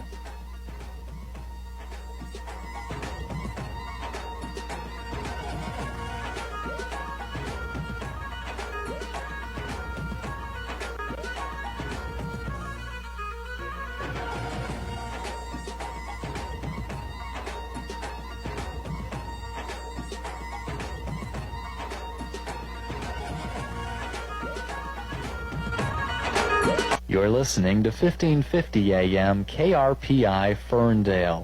The views expressed are not necessarily those of the staff, management, or ownership of this station. ਔਰ ਦਿੱਲੀ ਦੇ ਹਾਕਮਾਂ ਨੇ 3 ਚੀਜ਼ਾਂ ਜਿਹੜੀਆਂ ਸੈੱਟ ਕਰ ਲਈਆਂ ਸ਼ੁਰੂ ਦੇ ਵਿੱਚ। ਧਰਮ ਨਿਰਪੱਖਤਾ ਦਾ ਸਿਧਾਂਤ, ਸੈਕੂਲਰਿਜ਼ਮ। ਦੂਜਾ ਭਾਰਤੀ ਕੌਮ ਦੀ ਸਿਰਜਣਾ, ਜਿਹਦਾ ਉੱਕਾ ਹੀ ਕਿਤੇ ਨਾਂ ਨਹੀਂ ਸੀ, ਜਿਹਨੂੰ ਬਿਲਕੁਲ ਇੱਕ ਨੇਸ਼ਨ ਸਟੇਟ ਦੇ ਥੱਲੇ ਸੈੱਟ ਕਰਨਾ ਦੀ ਇਕਹਿਰੀ ਕੌਮ ਬਣਾ ਕੇ ਕੋਈ ਨਾ ਆਇਡੈਂਟੀਟੀ ਰੱਖੋ, ਤੁਸੀਂ ਚਿਹਰਾ ਮੋਹਰਾ ਰੱਖੋ। ਦਾੜੀ ਕੇਸ ਤਾਂ ਨਰਕਧਾਰੀਆਂ ਦੇ ਵੀ ਸੀ, ਗੁਰਬਚਨਾ ਵੀ ਉਹਦੇ ਵੀ ਦਾੜੀ ਰੱਖਦਾ ਸੀ। ਹੋਰ ਵੀ ਜਿੰਨੇ ਸੈਕਟ ਨੇ ਪੰਜਾਬ ਦੇ ਵਿੱਚ ਦਾੜੀ ਕੇਸ ਉਹ ਵੀ ਰੱਖਦੇ। ਗੁਰੂ ਗ੍ਰੰਥ ਸਾਹਿਬ ਜੀ ਦੇ ਵਿੱਚੋਂ ਸਲੋਕ ਵੀ ਲੈਂਦੇ ਆ। ਪਰ ਉਹ ਕਹਿੰਦੇ ਬਾਕੀ ਗੱਲ ਨਹੀਂ ਕਰਨੀ, ਬਸ ਬਾਕੀ ਹੌਲੀ ਹੌਲੀ ਗੱਲਬਾਤ, ਬਸ ਬੈਠੇ ਰਹੋ, ਉੱਠ ਖੜੋ, ਵਾਹਿਗੁਰੂ ਵਾਹਿਗੁਰੂ ਕਰ ਲਓ। ਇਹਦੇ ਲਈ ਆਏ ਹੋਏ ਆਪਾਂ, ਬਾਕੀ ਹੋਰ ਕੰਮ ਨਹੀਂ। ਬਾਕੀ ਤਾਂ ਫਿਰ ਬਹੁਤ ਵਾਰ ਇਹ ਕਾਰਡ ਹੋਏ ਸਾਰੇ ਬਰਾਬਰ, ਆਪਾਂ ਬਿਲਕੁਲ ਬਰਾਬਰ ਹੈ। ਜਿਵੇਂ ਸੋਵਰਨ ਨੇਸ਼ਨ ਦਾ ਹਰ ਇੱਕ ਜਗ੍ਹਾ ਆਪਣੀ ਜਗ੍ਹਾ ਬਣਾਉਂਦੀਆਂ ਨੇ, ਇਸ ਤਰ੍ਹਾਂ ਇੱਕ ਕੌਮ ਸੀ, ਇਹਨੂੰ ਜਿਹਨੂੰ ਘੱਟੇ 'ਚ ਪਾਤਾ। ਦੇਸ਼ ਦੀ ਏਕਤਾ ਤੇ ਸੁਰੱਖਿਆ, 3 ਚੀਜ਼ਾਂ ਦੇ ਨਾਲ, ਇੱਕ ਕਿਰਪਾਨ ਵੀ ਹੱਥ 'ਚ, ਢਾਲ ਵੀ ਹੱਥ। ਭਾਸ਼ਾ ਪ੍ਰੈਸ, ਜਦ ਮਰਜੀ ਅਕਾਲੀਆਂ ਦੇ ਲੀਡਰ ਤਾਂ ਹੀ ਆ ਸਾਰੇ ਛੱਡ ਕੇ ਭੱਜੇ। ਉਹ ਕਹਿੰਦੇ ਇੱਥੇ ਕੁਝ ਨਹੀਂ ਬਣਨਾ, ਤੁਸੀਂ ਜਿਹੜਾ ਚੱਲਦੀ ਆ ਟਰੱਕ 'ਚ ਭੱਜ ਕੇ ਚੜ ਜਾ, ਤੂੰ ਇੱਥੇ ਕੁਝ ਨਹੀਂ, ਇਹਨਾਂ ਨੂੰ ਕੁਝ ਨਹੀਂ ਕਰਨ ਦੇਣਾ। ਇਹਨਾਂ ਦਾ ਬੇਸ ਆ ਜਿਹੜਾ ਧਰਮ ਦੇ ਆਲੇ ਦੁਆਲੇ ਰਹਿਣਾ। ਇਸ ਪਾਰਟੀ ਨੇ ਧਰਮ ਦੇ ਆਲੇ ਦੁਆਲੇ ਰਹਿਣਾ ਤਾਂ ਉਹਨੂੰ ਵੱਢ ਦੇਣਗੇ। ਕਿਤੇ ਵੀ ਇਹ ਇੱਕ ਮਤਲਬ ਜਦ ਵੀ ਉਹਨਾਂ ਦਾ ਅਕਾਲੀ ਆਗੂ ਨੂੰ ਫਿਰਕੂ ਕਹਿ ਕੇ ਜਦ ਕਿਤੇ ਕੱਟਣ ਵੱਢਣਾ ਹੁੰਦਾ, ਇਹ 3 ਚੀਜ਼ਾਂ ਉਹਨਾਂ ਤੇ ਲੈ ਆਉਂਦੇ। 3 ਸਿਧਾਂਤਕ ਪੋਜੀਸ਼ਨਾਂ ਦੀ ਢਾਲ ਵੀ ਸੀ ਤੇ ਤਲਵਾਰ ਵੀ। ਵੱਖਰੇ ਜੇ ਚੁਣਾਵ ਖੇਤਰ ਦੀ ਗੱਲ ਕਹਿ ਦਿੱਤੀ, ਉਹ ਕਹਿੰਦੇ ਨਾ ਨਾ, ਇਹ ਤਾਂ ਧਰਮ ਨਿਰਪੱਖਤਾ ਦੀਆਂ ਬੁਨਿਆਦਾਂ ਕਮਜ਼ੋਰ ਕਰ ਦੂ, ਤੁਸੀਂ ਕਿਵੇਂ ਇਸ ਤਰ੍ਹਾਂ ਕਰ ਲਾਂਗੇ। ਔਰ ਇਹੀ ਚੀਜ਼ਾਂ ਪਹਿਲਾਂ ਮੁਸਲਮਾਨਾਂ ਦੀ ਮੰਗ ਕੇ ਹਟਿਆ। ਪਹਿਲਾਂ ਉਹਨਾਂ ਨੂੰ ਵੱਖਰੇ ਚੋਣ ਖੇਤਰ ਦਿੱਤੇ ਤੇ ਵੱਖਰੇ ਚੋਣ ਖੇਤਰਾਂ ਤੋਂ ਉਹਨਾਂ ਨੇ ਆਪਣੇ ਦੇਸ਼ ਦੀ ਗੱਲ ਕਰਨੀ। ਬਣਨਾ ਨਹੀਂ ਬਣਨਾ, ਪਾਕਿਸਤਾਨ 'ਚ ਕੀ ਹੋ ਰਿਹਾ ਨਹੀਂ ਹੋ ਰਿਹਾ, ਹਿੰਦੁਸਤਾਨ 'ਚ ਕੀ ਹੋ ਰਿਹਾ ਨਹੀਂ ਹੋ ਰਿਹਾ, ਇਹ ਵਿਸ਼ਾ ਨਹੀਂ। ਮੇਰਾ ਵਿਸ਼ਾ ਇਹ ਹੈ ਵੀ ਇਤਿਹਾਸ ਦੇ ਵਿੱਚ ਚੀਜ਼ਾਂ ਲੇਅਰ ਬਾਈ ਲੇਅਰ ਹੋਈਆਂ ਕਿ। ਅੱਛਾ, ਧਾਰਮਿਕ ਘੱਟ ਗਿਣਤੀ ਦੇ ਪੈਂਤੜੇ ਤੇ ਜਦ ਇਹ ਗੱਲ ਕਰਨੀ ਤਾਂ ਉਹ ਕਹਿੰਦੇ ਫਿਰਕੂ ਤੰਗ ਨਜ਼ਰੀ ਹੈ। ਇਹ ਨਾਲ ਸਰਬ ਸਾਂਝੀ ਭਾਰਤੀ ਕੌਮ ਦੀ ਉਸਾਰੀ ਦਾ ਮੁਸ਼ਕਲ ਹੈ ਬਹੁਤ। 30 ਦਸੰਬਰ 1948 ਨੂੰ ਪਟੇਲ ਨੇ ਬਲਦੇਵ ਸਿੰਘ ਨੂੰ ਇੱਕ ਪੱਤਰ ਦੇ ਵਿੱਚ ਲਿਖਿਆ। ਉਹ ਕਹਿੰਦਾ ਵੀ ਪਾਕਿਸਤਾਨ ਬਣ ਗਿਆ, ਕੋਈ ਘੱਟ ਗਿਣਤੀ ਧਾਰਮਿਕ ਵਰਗ ਦੀ ਕੋਈ ਰਿਜ਼ਰਵੇਸ਼ਨ ਨਹੀਂ, ਕੋਈ ਤੁਹਾਡਾ ਚੋਣ ਅਲੱਗ ਖੇਤਰ ਨਹੀਂ, ਸੰਵਿਧਾਨ ਦੀ ਸ਼ਕਲ ਨਹੀਂ ਅਸੀਂ ਵਿਗਾੜਨੀ ਤੁਹਾਡੇ ਖਾਤੇ। ਤੇ ਪੰਜਾਬੀ ਜਿਹੜੀ ਤੁਸੀਂ ਗਾਂ ਵੱਧ ਅਧਿਕਾਰਾਂ ਦੀ ਗੱਲ ਕਰੋ, ਇਹ ਫਿਰਕੂ ਮੰਗ ਹੈ ਬਿਲਕੁਲ। ਹਜ਼ਾਰਾਂ ਹੀ ਦਲੀਲਾਂ, ਹਜ਼ਾਰਾਂ ਹੀ ਸਫਾਈਆਂ ਜਦ ਅਕਾਲੀਆਂ ਨੇ ਬਹੁਤ ਦਿੱਤੀਆਂ, ਪਰ ਉਹ ਨਹੀਂ ਸੀ ਕਰਨ ਦਿੰਦੇ ਉਹਨਾਂ ਨੂੰ ਕੁਝ। ਜਦ ਉਹ ਗੱਲ ਕਰਦੇ ਉਹਨਾਂ ਨੂੰ ਜਦੇ ਉੱਥੇ ਫਿਰਕਾ ਪ੍ਰਸਤੀ ਦੇ ਥੱਲੇ ਵੱਢ ਟੁੱਕ ਕਰਕੇ ਮਿੰਟ ਲਾਉਂਦੇ ਤੇ ਉਹਦੇ ਚੋਂ ਕਦੇ ਨਿਕਲ ਨਾ ਦਿੰਦੇ। ਤੋ ਇਸ ਤੇ ਜਿਹੜੀ ਜਾਂ ਫਰਦਰ ਜਦ ਉਹ ਗੱਲ ਕਰਦੇ ਤਾਂ ਫਿਰਕੂਪਣੇ ਦਾ ਠੱਪਾ, ਮਤਲਬ ਜਿਹੜੀ ਇਦੋਂ ਅੱਗੇ ਜਦ ਕਿਤੇ ਵੀ ਗੱਲ ਹੁੰਦੀ ਜਾਂ ਉਹਨੂੰ ਧਰਮ ਨਿਰਪੱਖਤਾ, ਕਾਂਗਰਸੀ ਆਗੂਆਂ ਕੋਲ ਤਾਂ ਸੈਕੂਲਰਿਜ਼ਮ ਦਾ ਰੌਲਾ ਹੀ ਬਹੁਤ ਹੈ। ਉਹਨਾਂ ਕੋਲ ਤਾਂ ਫਿਰਕਾ ਪ੍ਰਸਤੀ ਦੀਆਂ ਟਰਮਾਂ, ਉਹਨਾਂ ਨੂੰ ਬਹੁਤ ਕੁਝ ਇਸ ਚੀਜ਼ ਦੀ ਕਹਾਣੀ ਹੈ ਜਿਹੜੀ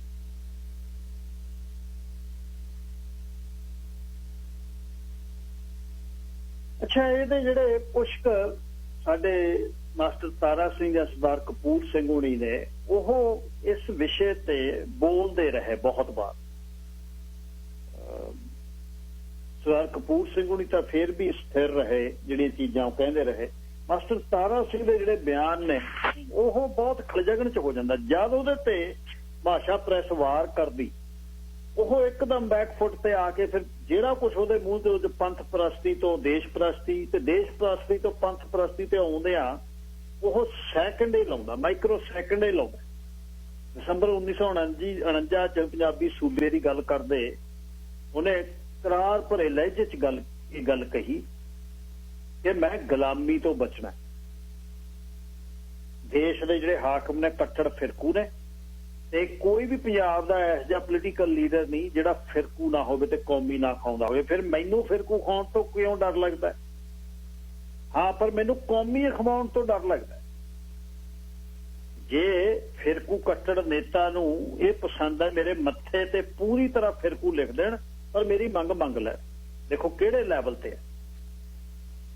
ਪਰ ਕਿਤੇ ਕਿਤੇ ਜਦ ਉਹਦੇ ਤੇ ਹਮਲਾ ਹੁੰਦਾ ਨਾਲ ਦੇ ਵੀ ਉਹਦੇ ਜਿਹੜੇ ਨੈਸ਼ਨਲਿਸਟ ਅਕਾਲੀ ਸਫਾ ਦੇ ਵਿੱਚ ਵੀ ਸੀ, ਜਿਹੜੇ ਦੇਸ਼ ਦੇ ਨੂੰ ਪਿਆਰ ਕਰਨ ਵਾਲੇ ਸੀ, ਕਰਤਾਰ ਸਿੰਘ ਹੋਣੀ ਉਹਨਾਂ ਚੋਂ ਇੱਕ ਹੀ ਸੀ। ਉਹ ਜਦ ਉਹਦੇ ਤੇ ਹਮਲਾ ਕਰਦੇ ਜਾਂ ਆਹ ਕੈਰੋਂ ਦੇ ਦੋਨੇ ਸਾਧ ਚੇਲੇ ਉਹਦੇ ਤੇ ਹਮਲਾ ਕਰਦੇ, ਫਿਰ ਉਹਨੂੰ ਐਂ ਲੱਗਦਾ, ਫਿਰ ਉਹ ਕਦੇ ਅਗਿਆਤਵਾਸ ਜਾਂਦਾ, ਕਦੇ ਧਰਮਸ਼ਾਲਾ ਨੂੰ ਭੱਜਦਾ, ਕਦੇ ਕਿਤੇ ਨੂੰ ਭੱਜਦਾ। ਫਿਰ ਉਹ ਕਹਿੰਦਾ ਵੀ ਮੈਂ ਟੁੱਟ ਗਿਆ। ਫਿਰ ਉਹ ਕਹਿੰਦਾ ਮੈਨੂੰ ਆਹ ਕਹਿ ਲਓ ਚਾਹੇ ਆਹ ਕਹਿ ਦਓ। ਕਈ ਵਾਰ ਫਸਟ ਜਿਹੜੀ ਲੋਇਲਟੀ ਹੈ, ਪਹਿਲੀ ਵਫਾਦਾਰੀ ਹੈ, ਉਹ ਕਿਹਦੇ ਨਾਲ ਆ? ਕਿ ਆਪਣੇ ਧਰਮ ਨਾਲ ਆ ਜਾਂ ਦੇਸ਼ ਨਾਲ ਆ? ਹੁਣ ਦੇਖੋ ਤੁਸੀਂ ਝਾਕੋ ਪਿਛਲੇ ਪਾਸੇ ਨੂੰ ਜਿਹੜੇ ਨਾਅਰੇ ਲੱਗਦੇ ਆ ਭਗਵਾਨ ਕਰਨ ਦੇ, ਜੋਗੀ ਵਰਗੇ ਕਹਿੰਦੇ ਦੇਸ਼ ਦੂਸ਼ ਬਾਅਦ ਦੀ ਗੱਲ ਹੈ, ਪਹਿਲਾਂ ਮੇਰਾ ਧਰਮ ਹੈ। ਲੋਕ ਮਾਰਦੇ ਸਲੂਟ। NSG ਦੇ ਕਮਾਂਡੋ ਵਾਲੇ ਦਲ ਨੇ ਹੈਲੀਕਾਪਟਰ ਤੇ ਚੜਿਆ ਫਿਰਦਾ, ਬਹੁਤ ਗਿਣਤੀ ਜਤਾਉਂਦੀ ਹੈ। ਸਟਿੱਕਰ ਅਗਲਿਆਂ ਨੇ ਲਾਏ ਹੋਏ ਨੇ ਧਰਮ ਦੇ ਆਪਣੇ ਨਾਂ ਦੀ ਗੱਲ ਕਰਕੇ। ਪਰ ਸਿੱਖ ਜਾਂ ਮੁਸਲਮਾਨ ਜ਼ਿਆਦਾ ਆਪਣੇ ਆਪ ਨੂੰ ਕੌਮੀਅਤ ਦੇ ਤੌਰ ਤੇ ਗੱਲ ਕਹਿੰਦਾ ਸੀ, ਉਸ ਨੂੰ ਉਹਦੇ ਚੋਂ ਦੇਸ਼ ਦੀ ਅਖੰਡਤਾ, ਖਤਰਾ, ਦੇਸ਼ ਨੂੰ ਤੋੜਨ ਵਾਲੀਆਂ ਗੱਲਾਂ ਜਿਹੜੀਆਂ। ਅੱਛਾ, ਇਹੀ ਮਾਸਟਰ ਤਾਰਾ ਸਿੰਘ ਹੋਣੀ ਕਿਤੇ ਕਹਿੰਦੇ ਨੇ ਕਿ ਮੇਰਾ ਦੇਸ਼ ਉਹ ਹੈ ਜਿੱਥੇ ਮੇਰਾ ਪੰਥ ਵਸਦਾ। ਪੰਥ ਦੀ ਖਾਤਰ ਮੈਂ ਦੇਸ਼ ਛੱਡਣ ਨੂੰ ਤਿਆਰ ਹਾਂ, ਦੇਸ਼ ਦੀ ਖਾਤਰ ਪੰਥ ਛੱਡਣ ਨੂੰ ਤਿਆਰ ਨਹੀਂ। ਇਹ ਗੱਲ ਪੱਕੀ ਸਮਝੋ, ਮੇਰੇ ਲਈ ਪਹਿਲਾ, ਦੂਜਾ, ਤੀਜਾ ਸਭ ਕੋ ਪੰਥ ਹੀ। ਦੇਸ਼ ਤਾਂ ਮੇਰਾ ਹਿੰਦੁਸਤਾਨ ਤਦ ਹੀ ਹੈ ਜੇ ਪੰਥ ਇਹਦੇ ਚ ਬਸਦਾ। ਮਾਸਟਰ ਤਾਰਾ ਸਿੰਘ ਬਹੁਤ ਜਿਹੜੀਆਂ ਉਹਨਾਂ ਦੀਆਂ ਕਥਨ ਨੇ, ਭਾਸ਼ਣ ਨੇ, ਮਤਲਬ ਉਹਨਾਂ ਦੇ ਵਿੱਚੋਂ ਖਲਜਗਣ ਜਿਹੜੀ ਹੈ। ਅੱਛਾ, ਫਿਰ 53 ਦੇ ਵਿੱਚ ਸਰਕਾਰ ਨੂੰ ਕੀ ਕਹਿ ਰਿਹਾ? ਕਹਿੰਦਾ ਸਰਕਾਰ ਨੂੰ ਚਾਹੀਦਾ ਵੀ ਸਾਡੇ ਤੇ ਸ਼ੱਕ ਕਰਨੀ ਬੰਦ ਕਰਨ, ਤੁਸਬ ਸ਼ੱਕ ਤੇ ਸਾਨੂੰ ਕੁਚਲਣ ਦੀਆਂ ਗੱਲਾਂ ਛੱਡ ਦੇ, ਬਾਕੀ ਮੰਗਾਂ ਤੇ ਇਹ ਵੀ ਛੇਤੀਆਂ ਪੂਰਾ ਕਰੇ। ਅਸੀਂ ਆਪਣੇ ਖਿਆਲ ਨਾਲ ਪੂਰੇ ਧਿਆਨ ਦੇਸ਼ ਦੀ ਸੇਵਾ ਤੇ ਦੇਸ਼ ਦੀ ਰੱਖਿਆ ਵੱਲ ਦੇ ਸਕੇ। ਦੇਸ਼, ਧਰਮ ਤੇ ਕੌਮ ਦੀ ਰੱਖਿਆ ਮੁੱਖ ਗੱਲ ਇਹ ਹੈ। ਇਸ ਦੇਸ਼, ਧਰਮ ਤੇ ਕੌਮ ਦੀ ਰੱਖਿਆ ਮੁੱਖ ਗੱਲ ਹੈ ਤੇ ਇਸ ਮੁੱਖ ਗੱਲ ਨੂੰ ਹਰ ਵੇਲੇ ਮੁੱਖ ਰੱਖਿਆ ਜਾਊ। ਜੇ ਦੇਸ਼, ਕੌਮ ਤੇ ਧਰਮ ਡਿੱਗ ਪਏ ਤਾਂ ਸਿੱਖ ਧਰਮ ਨੂੰ, ਸਿੱਖ ਪੰਥ, ਜਿਸ ਦੇਸ਼, ਕੌਮ ਤੇ ਧਰਮ ਡਿੱਗ ਪਏ ਤਾਂ ਸਿੱਖ ਧਰਮ ਤੇ ਸਿੱਖ ਪੰਥ ਵੀ ਵਿਚੇਗਾ। ਇਹ ਵੀ ਮਾਸਟਰ ਤਾਰਾ ਸਿੰਘ ਕਹਿੰਦਾ ਦੇਸ਼, ਧਰਮ ਤੇ ਕੌਮ ਦੀ ਰੱਖਿਆ ਮੁੱਖ ਗੱਲ, ਇਸ ਮੁੱਖ ਗੱਲ ਨੂੰ ਹੀ ਮੁੱਖ ਰੱਖਿਆ ਜਾਊਗਾ। ਇੱਕ ਬੰਨੇ ਇਹ ਕਹਿੰਦਾ, ਇੱਕ ਬੰਨੇ ਕਹਿੰਦਾ ਮੇਰੇ ਫਿਰਕੂ ਮੱਥੇ ਤੇ ਲਿਖ ਦਿਓ। ਅੱਛਾ, ਕਦੇ ਕਦੇ ਉਹ ਕਹਿ ਰਿਹਾ ਕਿ ਸਿੱਖ ਧਰਮ ਨੂੰ ਹੜੱਪ ਕਰਨਾ ਚਾਹੁੰਦੇ ਨੇ, ਇਹ ਵੀ ਗੱਲ ਕਹਿ ਰਿਹਾ। ਤੇ ਕਿਤੇ ਕਿਤੇ ਜਿਹੜੀ ਇੱਕ ਹੋਰ ਟਪਲਾ ਬਹੁਤ ਸਿੱਖ ਕੌਮ ਵੱਲੋਂ ਵੀ ਇਹ ਗੱਲ ਕੀਤੀ ਜਾਂਦੀ ਹੈ, ਜਿਹੜੀ ਗੋਕੁਲ ਚੰਦ ਨਾਰੰਗ ਵਰਗੇ ਟ੍ਰਾਂਸਫੋਰਮੇਸ਼ਨ ਆਫ ਸਿੱਖਿਜ਼ਮ ਚ ਲਿਖਦੇ ਨੇ। ਉਹ ਕਹਿੰਦੇ ਵਾਰੀਅਰ ਗਰੁੱਪ ਹੈ ਸਿੱਖ ਧਰਮ, ਕੋਈ ਅਲੱਗ ਧਰਮ ਨਹੀਂ। ਇਹ ਸਿਰਫ ਇੱਕ ਹਿੰਦੂ ਧਰਮ ਦੀ ਰੱਖਿਆ ਲਈ ਧਰਮ ਬਣਾਇਆ, ਸੈਨਿਕ ਸੰਗਠਨ ਹੈ ਬਸ। ਇਸ ਤੇ ਕਰਕੇ ਜਦ ਮਾਸਟਰ ਤਾਰਾ ਸਿੰਘ ਵਰਗੇ ਜਾਂ ਕੋਈ ਹੋਰ ਸਿੱਖ ਲੀਡਰ ਇਹ 9ਵੇਂ ਪਾਤਸ਼ਾਹ ਦੀ ਸ਼ਹੀਦੀ ਨੂੰ ਧਰਮ ਦੀ ਰੱਖਿਆ ਦੀ ਗੱਲ ਕਰਕੇ ਕਹਿੰਦੇ ਤਾਂ ਇਹ ਗੱਲ ਤੇ ਉਹ ਪੱਕੀ ਮੋਹਰ ਲਾਉਂਦੇ ਨੇ ਜਿਹੜੇ ਗੋਕੁਲ ਚੰਦ ਰੰਗੋਲੀ ਕਹਿੰਦੇ ਨੇ। ਗੱਲ ਤਾਂ ਇਹ ਸੀ ਕਿ ਬਰਾਬਰਤਾ ਦੀ ਗੱਲ ਵੀ ਕਿਸੇ ਧਰਮ ਦੀਆਂ ਰਹੁ ਰੀਤਾਂ ਨੂੰ ਉਸੇ ਤਰ੍ਹਾਂ ਮੰਨਣ ਦੇ ਖਿਲਾਫ ਸ਼ਹੀਦੀ ਦਿੱਤੀ। ਗੱਲ ਤਾਂ ਇਹ ਸੀ ਬਈ ਤੂੰ ਬਰਾਬਰਤਾ ਦੀ ਗੱਲ ਹੈ, ਕੋਈ ਧਰਮ ਕਿਸੇ ਧਰਮ ਕਿਵੇਂ ਧਰਮ ਦੇ ਹਿਸਾਬ ਨਾਲ ਜਿਉਣਾ ਚਾਹੁੰਦਾ ਉਹਦੇ ਤੇ ਤੂੰ ਔਰੰਗਜ਼ੇਬ ਬੰਦਸ਼ ਨਹੀਂ ਲਾ ਸਕਦਾ। ਬੇਸਿਕ ਆਈਡੀਆ ਤਾਂ ਇਹ ਸੀ, ਕਿਉਂਕਿ ਹੁਣ ਜਦ ਪੱਲਾ ਪਾ ਕੇ ਗਲ ਦੇ ਵਿੱਚ ਮੰਗਣਾ ਪਟੇਲ ਉਹਨਾਂ ਤੋਂ, ਫਿਰ ਤਾਰਾ ਸਿੰਘ ਨੇ ਉੱਥੇ ਕੀ ਕਹਿ ਰਹੇ ਨੇ ਵੀ ਅਸੀਂ ਤਾਂ ਸਾਡੇ ਤਾਂ ਗੁਰੂ ਨੇ ਰੱਖਿਆ ਲਈ ਤੁਹਾਡੇ ਲਈ ਸ਼ਹੀਦੀ ਦਿੱਤੀ, ਤੁਸੀਂ ਕੀ ਕਰ ਰਹੇ ਹੋ। ਇਹਦੇ ਵਿੱਚੋਂ ਹੀ ਪੰਜਾਬ ਦੇ ਵਿੱਚ ਆ ਹੁਣ ਵੀ ਰੈਣ ਅਵਤਾਰ ਯਾਤਰਾ ਤੇ ਇਹ ਯਾਤਰਾ ਉਹ ਯਾਤਰਾ ਇਹ ਕਨਸੈਪਟ ਨਹੀਂ ਸੀ। ਤਾਂ ਮੁਸਲਮਾਨਾਂ ਦੇ ਵੱਧ ਜੇ ਉੱਥੇ ਮੁਸਲਮਾਨਾਂ ਦੇ ਵੱਧ ਅਧਿਕਾਰਾਂ ਦੀ ਕੋਈ ਗੱਲ ਹੁੰਦੀ ਕੀ ਨੌਵੇਂ ਪਾਤਸ਼ਾਹ ਫੇਰ ਸ਼ਹੀਦੀ ਨਾ ਦਿੰਦੇ? ਬਿਲਕੁਲ ਦਿੰਦੇ। ਬਰਾਬਰਤਾ ਦੀ ਗੱਲ ਤੇ ਇਕੁਐਲਿਟੀ ਦੀ ਗੱਲ ਤੇ ਵੀ ਉਸ ਸਮੇਂ ਤੂੰ ਧੱਕੇ ਨਾਲ ਔਰੰਗਜ਼ੇਬ ਤੂੰ ਜਨੇਊ ਲਾ ਰਿਹਾ, ਇਹ ਨਹੀਂ ਲਾਉਣ ਦੇਣੇ, ਤੂੰ ਮੈਨੂੰ ਚੇਂਜ ਕਰ। ਮਤਲਬ ਇਹ ਉਹਦੇ ਬਾਅਦ ਜਿਹੜੀ ਇਹ ਕੌਮੀ ਸੋਝੀ ਹੈ ਇਹਦੇ ਚ ਜਾਇਜ਼ ਨਜਾਇਜ਼ ਹੱਕੀ ਨਹੱਕੀ ਇਹ ਗੱਲਾਂ ਜਿਹੜੀਆਂ ਅਲੱਗ-ਅਲੱਗ ਤਰੀਕੇ ਦੇ ਨਾਲ ਮਤਲਬ ਉਸ ਸਮੇਂ ਲੀਡਰਾਂ ਨੂੰ ਸਭ ਤੋਂ ਬਾਅਦ ਵੱਡਾ ਜਿਹੜਾ ਲੀਡਰਾਂ ਦਾ ਵਰਗ ਅਕਾਲੀ ਦਲ ਚੋਂ ਕਾਂਗਰਸ ਨੂੰ ਮੂਵ ਕਰ ਗਿਆ, ਜਿਹੜੇ ਕੋਈ ਖੜੇ ਰਹਿ ਗਏ, ਜਿਹੜੇ ਬੇਸਿਕਲੀ ਬੌਰਨ ਅਕਾਲੀ ਸੀ ਜਿਵੇਂ ਮਾਸਟਰ ਤਾਰਾ ਸਿੰਘ ਸੀ ਜਾਂ ਦੂਜੇ ਵੀ। ਹੁਣ ਉਦਮ ਸਿੰਘ ਨਾਗੋਕੇ ਨੇ ਤਾਂ ਕਹਿਤਾ ਅਕਾਲੀ ਦਲ ਦੇ ਪ੍ਰਧਾਨ ਨੂੰ ਇਹ ਕਹਿਣ ਦੀ ਕੀ ਲੋੜ ਪੈ ਗਈ ਕਿ ਨਹੀਂ ਹੁਣ ਕਾਂਗਰਸ ਨਾਲ ਰਲ ਕੇ ਗੱਲ ਹੋਊ, ਕਿਉਂਕਿ ਉਹ ਉਸ ਤੋਂ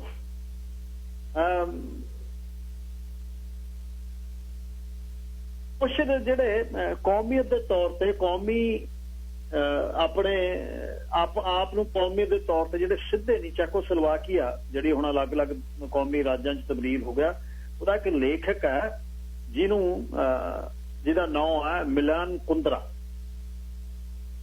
ਉਹ ਦੱਸਦਾ ਵੀ ਗਾਲਬ ਕੌਮਾਂ ਕੀ ਜਿਹੜੀਆਂ ਕਰਦੀਆਂ ਨੇ ਉਹ ਕੀ ਕਰਦੇ ਨੇ। ਉਹ ਕਹਿੰਦਾ ਵੀ ਇੱਕ ਕੌਮ ਨੂੰ ਨੇਸ ਤੋਂ ਨਬੂਦ ਕਰਨ ਦਾ ਪਹਿਲਾ ਕਦਮ ਇਹ ਆ ਵੀ ਉਸਦੀ ਯਾਦਾਸ਼ਤ ਨੂੰ ਮੇਸ ਸੁੱਟਣਾ, ਉਹਦੀਆਂ ਕਿਤਾਬਾਂ ਉਹਦੇ ਸੱਭਿਆਚਾਰ ਉਹਦੇ ਇਤਿਹਾਸ ਨੂੰ ਉਜਾੜ ਦਿਓ, ਫਿਰ ਉਹਨਾਂ ਕੋਲ ਨਵੀਆਂ ਕਿਤਾਬਾਂ ਲਿਖਵਾਓ, ਨਵਾਂ ਸੱਭਿਆਚਾਰ ਘੜ ਲਓ, ਇੱਕ ਨਵਾਂ ਇਤਿਹਾਸ ਯਾਦ ਕਰੋ।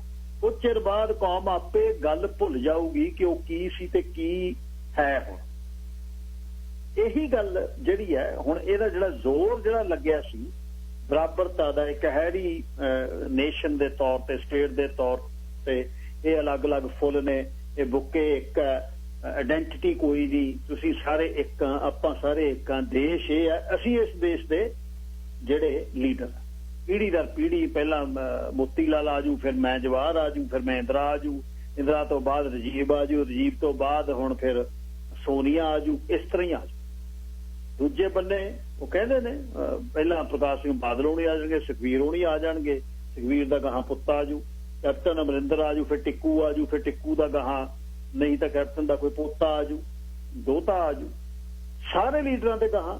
ਮਤਲਬ ਉਹ ਕੀ ਇਹਦੇ ਵਿੱਚੋਂ ਇਕੁਐਲਿਟੀ ਦੀ ਕਹਾਣੀ ਕਿਹਨੂੰ ਕਿਸ ਨੂੰ ਮਿਲਣਾ, ਬਾਕੀਆਂ ਨੂੰ ਉਹ ਕਹਿੰਦਾ ਚੱਲ ਜਥੇਦਾਰੇ ਲਾ ਦਿਓ ਯਾਰ, ਹਲਕਾ ਇੰਚਾਰਜੇ ਲਾ ਦਿਓ, ਮੈਨੂੰ ਮੇਰੇ ਬਲਾਕ ਦਾ ਕਾਂਗਰਸ ਦਾ ਯੂਥ ਦਾ ਪ੍ਰਧਾਨ ਬਣਾ ਦਿਓ, ਵੀ ਉਹ ਕਹਿੰਦੇ ਵੀ ਨਾਲ ਹੀ ਤੁਰ ਪਓ। ਇਸੇ ਵੱਡੀ ਧਾਰਨਾ ਦੇ ਵਿੱਚੋਂ ਵੀ ਕਾਂਗਰਸ ਗਾਲਬ ਹੈ, ਕਾਂਗਰਸ ਨੇ ਰਾਜ ਕਰਨਾ, ਇਹ ਸਾਰੇ ਤੁਰ ਪਏ।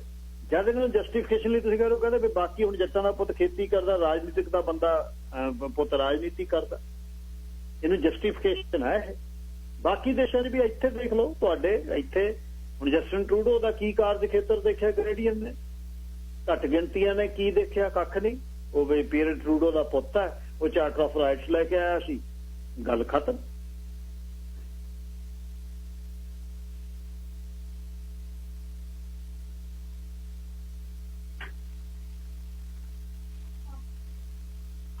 ਤੋ ਇਸ ਤੇ ਮਤਲਬ ਇਹ ਹੁਣ ਦੋ ਅਲੱਗ-ਅਲੱਗ ਧਰਾਵਾਂ ਨੇ, ਇੱਕ ਆਪਣੇ ਤੌਰ ਤੇ ਸਹੀ ਹੋਣ ਦੀ, ਇੱਕ ਆਪਣੇ ਤੌਰ ਤੇ ਕੌਮੀਅਤ ਦੇ ਤੌਰ ਤੇ ਕੌਮ ਦੇ ਨਾਲ ਖੜਨ ਦੀ। ਕੀ ਕਾਇਦੇ ਆਜ਼ਮ ਜਨਾਹ ਉਹਨਾਂ ਨੂੰ ਦੇਸ਼ ਦੀ ਜਿਹੜੀ ਪ੍ਰਧਾਨ ਮੰਤਰੀ ਰਾਸ਼ਟਰਪਤੀ ਵੱਡੇ ਅਹੁਦੇ ਨਹੀਂ ਮਿਲੇ, ਉਹਨਾਂ ਨੂੰ ਵੀ ਮਿਲੇ, ਪਰ ਉਹ ਨਾਲ ਹੀ ਕੌਮ ਨੂੰ ਆਪਣੀ ਨੂੰ ਲੈ ਕੇ ਇੱਕ ਚੀਜ਼ ਉਹਨਾਂ ਨੇ ਬਣਾ ਲਈ। ਉੱਥੇ ਗਰੀਬੀ, ਅਮੀਰੀ, ਕਰਪਸ਼ਨ ਜਿਹੜੀ ਹੈ ਕੀ ਉੱਥੇ ਚਲੇ ਗਈ? ਨਹੀਂ, ਉੱਥੇ ਜਿਵੇਂ ਪਾਕਿਸਤਾਨ 'ਚ ਜਿਵੇਂ ਭਾਰਤ 'ਚ ਉਵੇਂ ਉੱਥੇ ਆ, ਪਰ ਇੱਕ ਧਰਮ ਦੇ ਤੌਰ ਤੇ, ਆਜ਼ਾਦੀ ਦੇ ਤੌਰ ਤੇ, ਉਹ ਆਪਣੇ ਧਰਮ ਨੂੰ ਪਿਆਰ ਕਰਨ ਦੇ ਤੌਰ ਤੇ ਉਹ ਰਹਿੰਦੇ ਆ। ये कहाँ सब कैटेगराइज है भी ਕਿਹੜਾ ਬੰਦਾ ਕੀ ਭਾਲਦਾ। ਕਈ ਕਹਿੰਦੇ ਨੇ ਵੀ ਨਾ ਉੱਥੇ ਕੀ ਤੰਗੀ ਹੈ ਸਾਨੂੰ ਯਾਰ, ਅਸੀਂ ਰਹਿਣੇ ਚੰਗੇ ਭਲੇ। ਪਰ ਇੱਕ ਬੰਨੇ ਉਹ ਹੈ, ਇੱਕ ਬੰਨੇ 70 ਸਾਲ ਦਾ ਇੱਕ ਸਭ ਤੋਂ ਫਰਟਾਈਲ ਦੁਨੀਆ ਦਾ ਸਭ ਤੋਂ ਇਹੋ ਜਿਹਾ ਖਿੱਤਾ, ਇਹੋ ਜਿਹਾ ਪੰਘੂੜਾ ਜਿਹਦੇ ਵਿੱਚ ਝੂਟੇ ਲੈਣ ਦੇ ਲਈ ਦੁਨੀਆ ਦੇ ਹਾਕਮ ਔਰ ਦੇ ਜਿੱਥੇ 5 ਦਰਿਆ ਕਿ 7 ਦਰਿਆ ਵਗਦੇ, ਸੱਤ ਸਿੰਧੂ ਜਿਸ ਨੂੰ ਕਿਹਾ ਜਾਂਦਾ ਹੈ, ਉਹ 7 ਦਰਿਆ ਦੀ ਜ਼ਰਖੇਜ਼ ਧਰਤੀ ਜਿੱਥੇ ਚਾਹੇ ਪਹਿਲਾਂ ਐਰੀਅਨਸ ਵੀ ਆ ਕੇ ਬਸੇ, ਦਰਾਵੜਾਂ ਨੂੰ ਧੱਕਤਾ, ਪਰ ਹਰ ਇੱਕ ਬੰਦਾ ਮਿਡਲ ਈਸਟ ਤੋਂ ਲੈ ਕੇ ਏਥਨਸ ਤੋਂ ਲੈ ਕੇ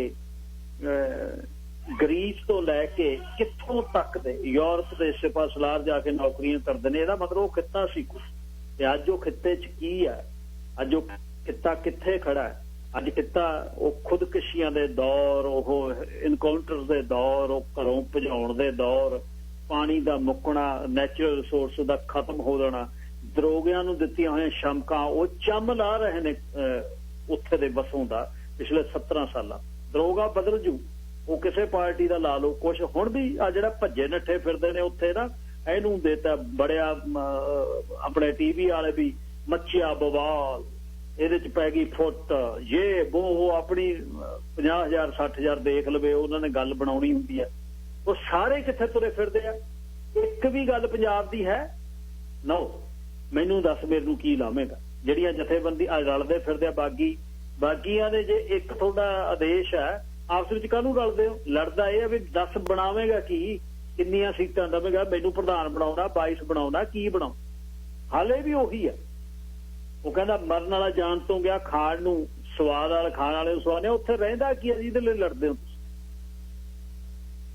ਪਰ ਕਿਉਂਕਿ ਸਾਡੀਆਂ ਅਜ਼ਲਾਂ ਉੱਥੇ ਰਹੀਆਂ, ਸਾਡੇ ਸਥਾਨ ਉੱਥੇ ਨੇ, ਸਾਡੇ ਗੁਰੂ ਸਾਹਿਬ ਨੇ 10 ਜਾਮਿਆਂ 'ਚ ਇੱਕ ਇਨਸਾਨ ਦੇ ਰੂਪ 'ਚ ਉੱਥੇ ਧਰਤੀ ਤੇ, ਉਹ ਧਰਤੀ ਚੁਣੀ ਪ੍ਰਗਟ ਹੋਣ ਲਈ, ਪ੍ਰਗਾਸਣ ਲਈ।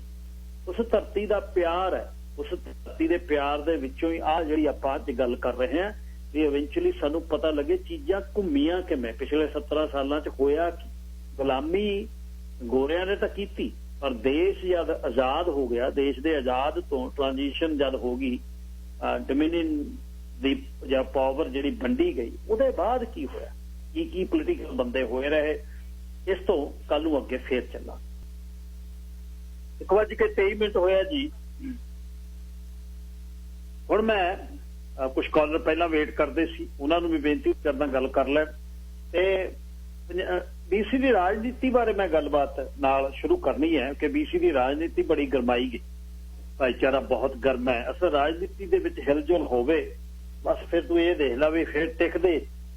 ਹੁਣ ਸਿਪਾ ਸਲਾਰ ਤਿਆਰ ਹੋਣਗੇ, ਮਤਲਬ ਅੱਛਾ ਤੁਸੀਂ ਇੱਕ ਹੋਰ ਵੇਖਿਓ, ਇੰਟੈਗ੍ਰਿਟੀ, ਅਸੀਂ ਜੀ ਕੌਮ, ਅਸੀਂ ਜੀ ਇਮਾਨਦਾਰੀ ਤੇ ਵਫਾ। ਹੁਣ ਵੇਖਿਓ ਤੁਸੀਂ, ਸਾਰਿਆਂ ਨੇ ਆਪਣੇ ਖਿੱਤੇ ਛੱਡ ਕੇ, ਜੇ ਕੋਈ ਸੂਬੇ ਦੀ ਰਾਜਨੀਤੀ ਕਰਦਾ ਹੈ, ਸੂਬੇ ਵਾਲਾ ਸੂਬੇ ਵਾਲੀ ਕਰੇ। ਹੁਣ ਉੱਪਰ ਵਾਲੇ ਫੈਡਰਲ ਵਾਲਿਆਂ ਨੇ ਉਹ ਕਹਿਣਾ ਨਾ ਇਹਦੇ ਤਾਂ ਜਦ ਤੱਕ ਹਰ ਇੱਕ ਜਗ੍ਹਾ 'ਚ ਹੱਥ ਨਾ ਪਾਇਆ ਜਾਵੇ, ਸਾਡੀ ਜਿਹੜੀ ਹੈ ਸਾਡੀ ਪਤਾ ਕਿਵੇਂ ਲੱਗੇਗਾ ਅਸੀਂ ਜਿਉਨੇ ਆ। ਔਰ ਇਹੀ ਕਾਰਨ ਹੁੰਦਾ ਜਦ ਤੁਸੀਂ ਸਾਰਾ ਕੁਛ ਹੀ ਕਹੋ ਨਾ ਵੀ ਮੈਂ ਸਾਰਾ ਕੁਛ ਹੀ ਆ, ਤਾਂ ਕੁਛ ਵੀ ਨਹੀਂ ਬਣ ਸਕਦੇ। ਨਾ ਚਿਰੜ ਨਾ ਘੁੱਗ, ਕੁਛ ਵੀ ਨਹੀਂ ਬਣਦਾ। ਨਾ ਚਿੜੀ ਬਣਦੀ ਹੈ ਨਾ ਘੁੱਗੀ, ਉਹ ਚਿਰੜ ਘੁੱਗ ਬਣ ਜਾਂਦੇ। ਸੋ ਇਹ ਹੁਣ ਬੜੀ ਗਰਮੈਸ਼ ਹੋਈ ਹੈ ਕੱਲ ਦੀ। ਸਾਰੇ ਆਪਣੇ ਆਪ ਨੂੰ ਮਾਈਕਲ ਲੀ ਨੇ ਭੱਜ ਕੇ ਦਿਖਾਇਆ ਵੀ ਆਮ ਰਨਿੰਗ ਟੂ, ਭੱਜ ਰਿਹਾ ਉਹ। ਕੇਵਨ ਫਾਲਕਨ ਕਹਿੰਦਾ ਵੀ ਹੁਣ ਸਮਾਂ ਹੈ, 8-10 ਸਾਲ ਬਾਅਦ ਮੈਂ ਆਇਆ ਦੁਬਾਰਾ।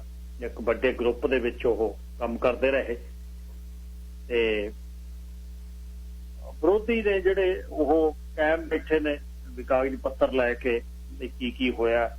ਇਹ ਜਿਹੜੀ ਲੀਡਰਸ਼ਿਪ ਦੀ ਰੇਸ ਹੈ, ਇਹ ਲੀਡਰਸ਼ਿਪ ਦੀ ਰੇਸ ਨੇ ਮੂੰਹ ਮੱਥਾ BC ਲਿਬਰਲ ਦਾ ਜਿਹੜਾ ਉਹ ਸਿੱਧਾ ਕਰਨਾ।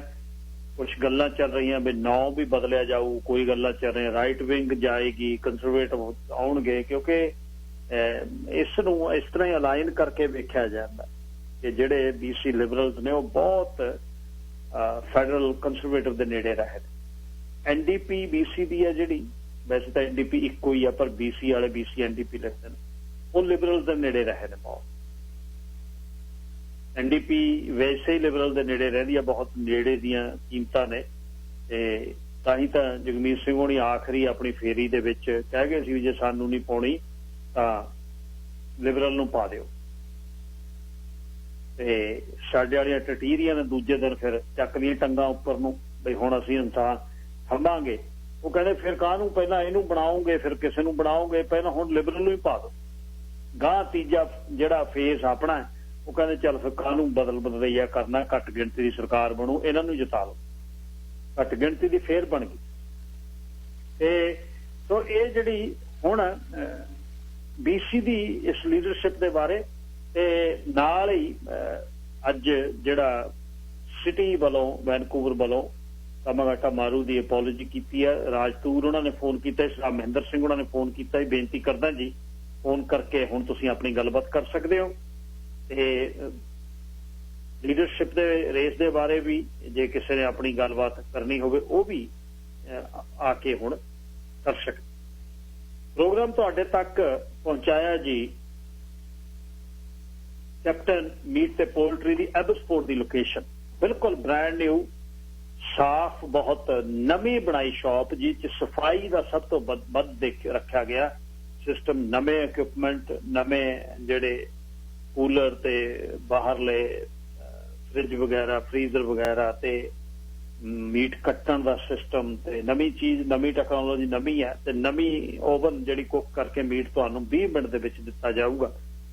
ਤੇ 604 776 2880 604 776 2880 ਕੈਪਟਨ ਮੀਟ ਤੇ ਪੋਲਟਰੀ। ਇਹ ਨਵੀਂ ਜਿਹੜੀ ਮੀਟ ਸ਼ਾਪ ਖੁੱਲੀ ਹੈ, ਹਰ ਕਿਸਮ ਦਾ ਮੀਟ ਮੈਰੀਨੇਟ ਕੀਤਾ ਹੋਇਆ ਤੇ ਬਿਨਾਂ ਰਾ ਮੀਟ ਜਿਹੜਾ ਤੁਸੀਂ ਲੈ ਸਕਦੇ ਹੋ। 604 776 2880 ਯੂਨਿਟ 113 2770 ਗਲੈਡਮਨ ਰੋਡ ਐਬਸਪੋਰਟ ਕੈਪਟਨ ਮੀਟ ਤੇ ਪੋਲਟਰੀ।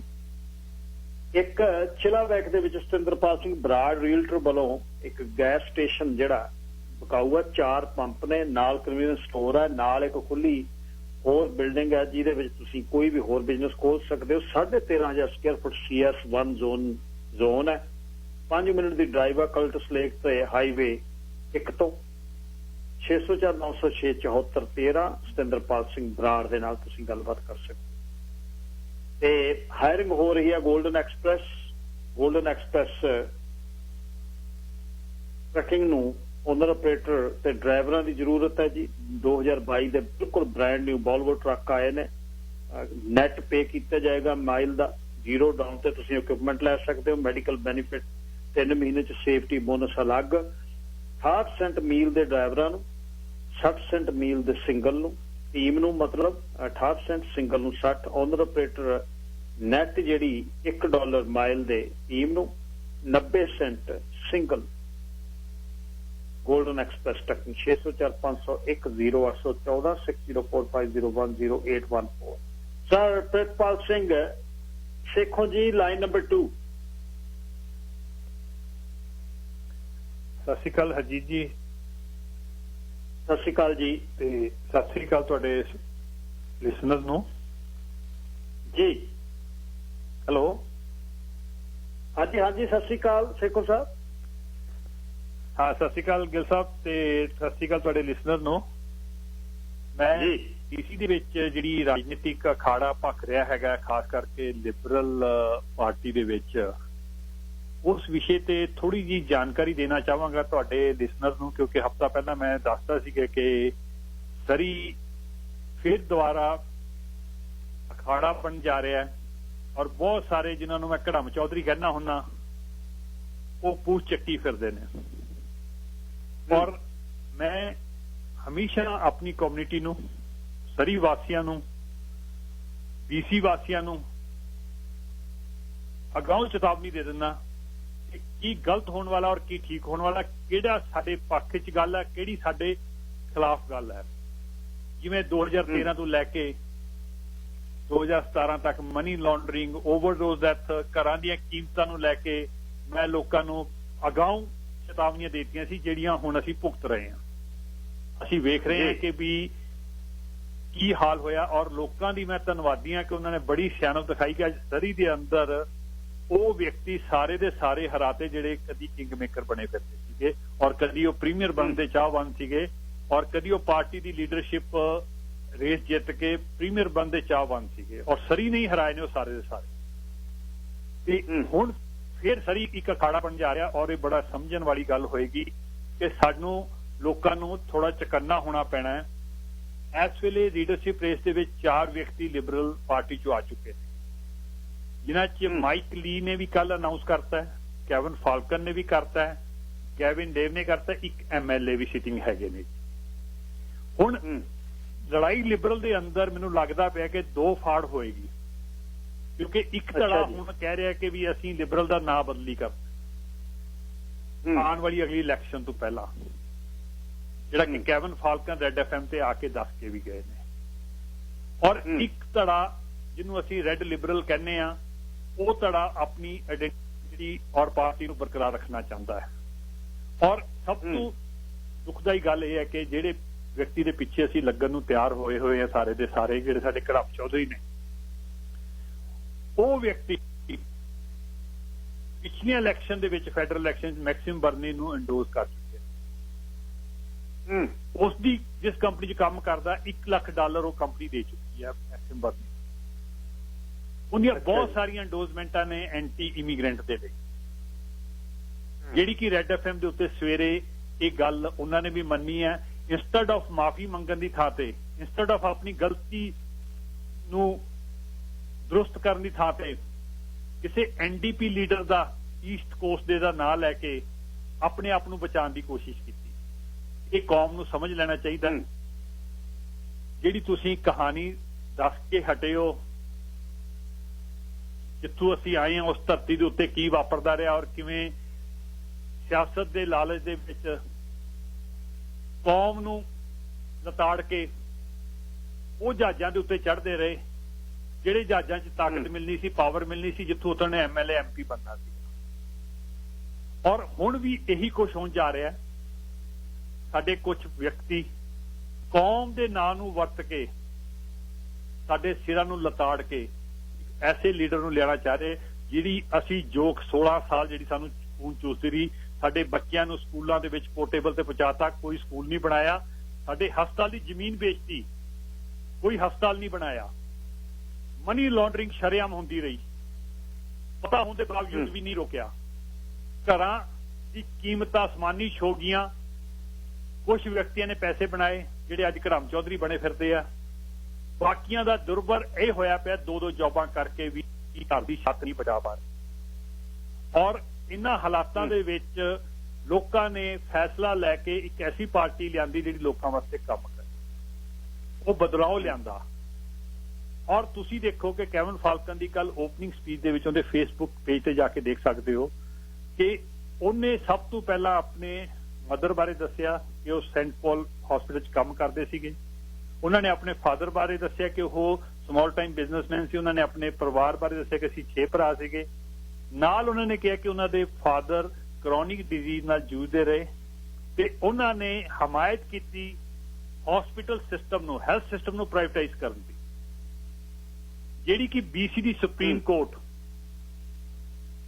ਡਾਕਟਰ ਡੇ ਦੇ ਕਲੀਨਿਕ ਜਿਹੜੀ ਪਿਛਲੀ ਸਰਕਾਰ ਨੇ, ਲਿਬਰਲ ਸਰਕਾਰ ਨੇ ਹਸਪਤਾਲਾਂ ਨੂੰ ਫੇਲ ਕਰਕੇ ਪ੍ਰਾਈਵੇਟ ਹਸਪਤਾਲ ਲਿਆਉਣ ਦੀ ਗੱਲ ਕੀਤੀ, ਜਿਵੇਂ ਹਿੰਦੁਸਤਾਨ ਦੇ ਵਿੱਚ ਹੁਣ ਹੋਇਆ ਪਿਆ। ਸਰਕਾਰੀ ਹਸਪਤਾਲਾਂ ਦਾ ਬੁਰਾ ਹਾਲ ਹੈ, ਪ੍ਰਾਈਵੇਟ ਨਰਸਿੰਗ ਹੋਮ ਛਿੱਲਾਂ ਲਾ ਰਹੇ ਨੇ। ਉਸ ਸਿਸਟਮ ਦੀ ਹਮਾਇਤ ਕੀਤੀ। ਇੱਥੋਂ ਪਤਾ ਲੱਗਦਾ ਕਿ ਉਹਦੀ ਜਿਹੜੀ ਮਨਸ਼ਾ ਕੀ ਹੈਗੀ ਹੈ ਔਰ ਉਹ ਕਿਸ ਤਰ੍ਹਾਂ ਦਾ ਰਾਜ ਸਥਾਪਿਤ ਕਰਨਾ ਚਾਹੁੰਦਾ ਹੈ। ਉਹ ਉਹੀ ਕਰਨਾ ਚਾਹੁੰਦਾ ਜੋ ਪਿਛਲੇ 16 ਸਾਲ 'ਚ ਲਿਬਰਲ ਨੇ ਕੀਤਾ। ਉਹ ਉਹੀ ਕਰਨਾ ਚਾਹੁੰਦਾ ਹੈ ਜੋ ਬਿਲਡਰ ਲੌਬੀ ਚਾਹੁੰਦੀ ਹੈ ਕਿ ਇੱਥੇ ਮਨੀ ਲਾਂਡਰ ਦੜਾਰ ਫਿਰਦੇ ਰਹਿਣ, ਕੈਸੀਨੋ ਦੇ ਵਿੱਚ ਬੈਗ ਭਰ ਆਉਂਦੇ ਰਹਿਣ ਔਰ ਘਰਾਂ ਦੀ ਕੀਮਤਾਂ ਉੱਪਰ ਜਾਂਦੇ, ਲੋਕਾਂ ਦੇ ਜੀਣਾ ਦੁਆਰ ਹੁੰਦਾ ਰਹੇ। ਸਾਡਾ ਹੈਲਥ ਸਿਸਟਮ ਦੇ ਵਿੱਚ ਅਸੀਂ ਲੈਣਾ ਲਾ ਕੇ ਖੜੇ ਰਹੀਏ, ਸਾਨੂੰ ਹੈਲਥ ਸਿਸਟਮ ਨਾ ਮਿਲੇ ਤਾਂ ਜੋ ਫੇਲ ਹੋ ਜੇ। ਉਸ ਤੋਂ ਬਾਅਦ ਜਿੱਦਾਂ ਡੰਪਸਟਰ ਫਾਇਰ ਬਣਾਤਾ ICB, ਉਹੀ ਹੁਣ ਡੰਪਸਟਰ ਫਾਇਰ ਹੈ, ਬੁਝਾ ਲਈ ਨਾ NDP ਨੇ। ਐਤਕੀ ਚੈੱਕ ਆ ਗਏ ਨੇ ਤੁਹਾਨੂੰ ਵਾਪਸ, ਅਗਲੇ ਸਾਲ ਤੁਹਾਡੇ ਇੰਸ਼ੋਰੈਂਸਾਂ ਘਟ ਜਾਣੀਆਂ ਨੇ। ਇਹ ਸਰਕਾਰ ਲੋਕ ਪੱਖੀ ਹੋਵੇ ਤਾਂ ਲੋਕਾਂ ਦੇ ਲਈ ਬਹੁਤ ਕੁਝ ਕਰ ਸਕਦੀ ਹੈ। ਇਸ ਕਰਕੇ ਮੈਂ ਆਪਣੀ ਕਮਿਊਨਿਟੀ ਨੂੰ ਅਗਾਊਂ ਚੇਤਾਵਨੀ ਦੇ ਰਿਹਾ ਕਿ ਜਿਹੜੇ ਘੜਮ ਚੌਧਰੀ ਹੁਣ ਦੜਾਕ ਫਿਰਦੇ ਨੇ ਕਰਦੇ ਸਰੀ ਦੇ ਅੰਦਰ ਔਰ ਕਲੋਵਰਡੇਲ ਦੇ ਅੰਦਰ, ਲੈਂਗਲੀ ਦੇ ਅੰਦਰ, ਐਬਸਫੋਰਡ ਦੇ ਅੰਦਰ, ਚਕੰਨੇ ਹੋ ਜੋ ਤੁਹਾਡੇ ਬੱਚਿਆਂ ਦਾ ਭਵਿੱਖ ਧੁੰਦਲਾ ਹੈਗਾ, ਤੁਸੀਂ ਫੇਰ ਨਾ ਮੂਰਖ ਬਣ ਜਿਓ। ਜੇ ਦੁਬਾਰਾ ਮੂਰਖ ਬਣ ਗਏ ਤਾਂ ਸਮਝੋ ਤੁਸੀਂ ਬਰਬਾਦ ਹੋਇਆ। ਦੂਜੀ ਗੱਲ, ਲੀਡਰਸ਼ਿਪ ਰੇਸ ਦੇ ਵਿੱਚ ਲਿਬਰਲ ਪਾਰਟੀ ਦੇ 2 ਫੜ ਲਾਜ਼ਮੀ ਹੋਣਗੇ। ਫਰਵਰੀ ਤੱਕ ਦੇਖਿਓ ਲਿਬਰਲ ਪਾਰਟੀ ਦੇ 2 ਫੜ ਹੋ ਜਾਣੇ ਜੀ। ਔਰ ਲੋਕਾਂ ਨੂੰ ਥੋੜਾ ਜਿਹਾ ਮੈਂ ਚਕੰਨਾ ਕਰਨਾ ਚਾਹੁੰਦਾ ਕਿ ਇਹ ਮੈਂ ਅਗਾਊਂ ਚੇਤਾਵਨੀ ਦੇ ਰਿਹਾ, ਜਿਵੇਂ ਪਹਿਲਾਂ 2013 ਚ ਮੈਂ ਦੇਣੀ ਸ਼ੁਰੂ ਕੀਤੀਆਂ ਸੀਗੀਆਂ ਔਰ ਲੋਕਾਂ ਨੇ ਆ ਕੇ ਮੁੜ ਕੇ ਸਰਕਾਰ ਬਦਲ ਕੇ ਆਪਣੇ ਪੱਖੀ ਸਰਕਾਰ ਲਿਆਂਦੀ ਜਿਹੜੀ ਅੱਜ ਲੋਕਾਂ ਵਾਸਤੇ ਕੰਮ ਕਰ ਰਹੀ। ਮੈਂ ਕਿਸੇ ਦਾ ਹਮਾਇਤੀ ਨਹੀਂ ਹੈਗਾ, ਕਿਸੇ ਪਾਰਟੀ ਨਾਲ ਨਹੀਂ ਜੁੜਿਆ ਹੋਇਆ, ਮੈਂ ਸਿਰਫ ਕੌਮ ਨਾਲ ਜੁੜਿਆ ਹੋਇਆ ਔਰ ਆਪਣੀ ਕਮਿਊਨਿਟੀ ਦੇ ਨਾਲ ਜੁੜਿਆ ਹੋਇਆ, ਆਪਣੇ ਵਸੀਕਾਂ ਨਾਲ ਜੁੜਿਆ ਹੋਇਆ। ਮੈਂ ਲੋਕ ਹੱਕ ਦੀ ਗੱਲ ਕਰਦਾ, ਲੋਕਾਂ ਨੂੰ ਜਾਗਰਿਤ ਕਰਦਾ ਕਿ ਵੀ ਤੁਸੀਂ ਆਪਣੇ ਹੱਕਾਂ ਲਈ ਖੜੇ ਹੋਵੋ।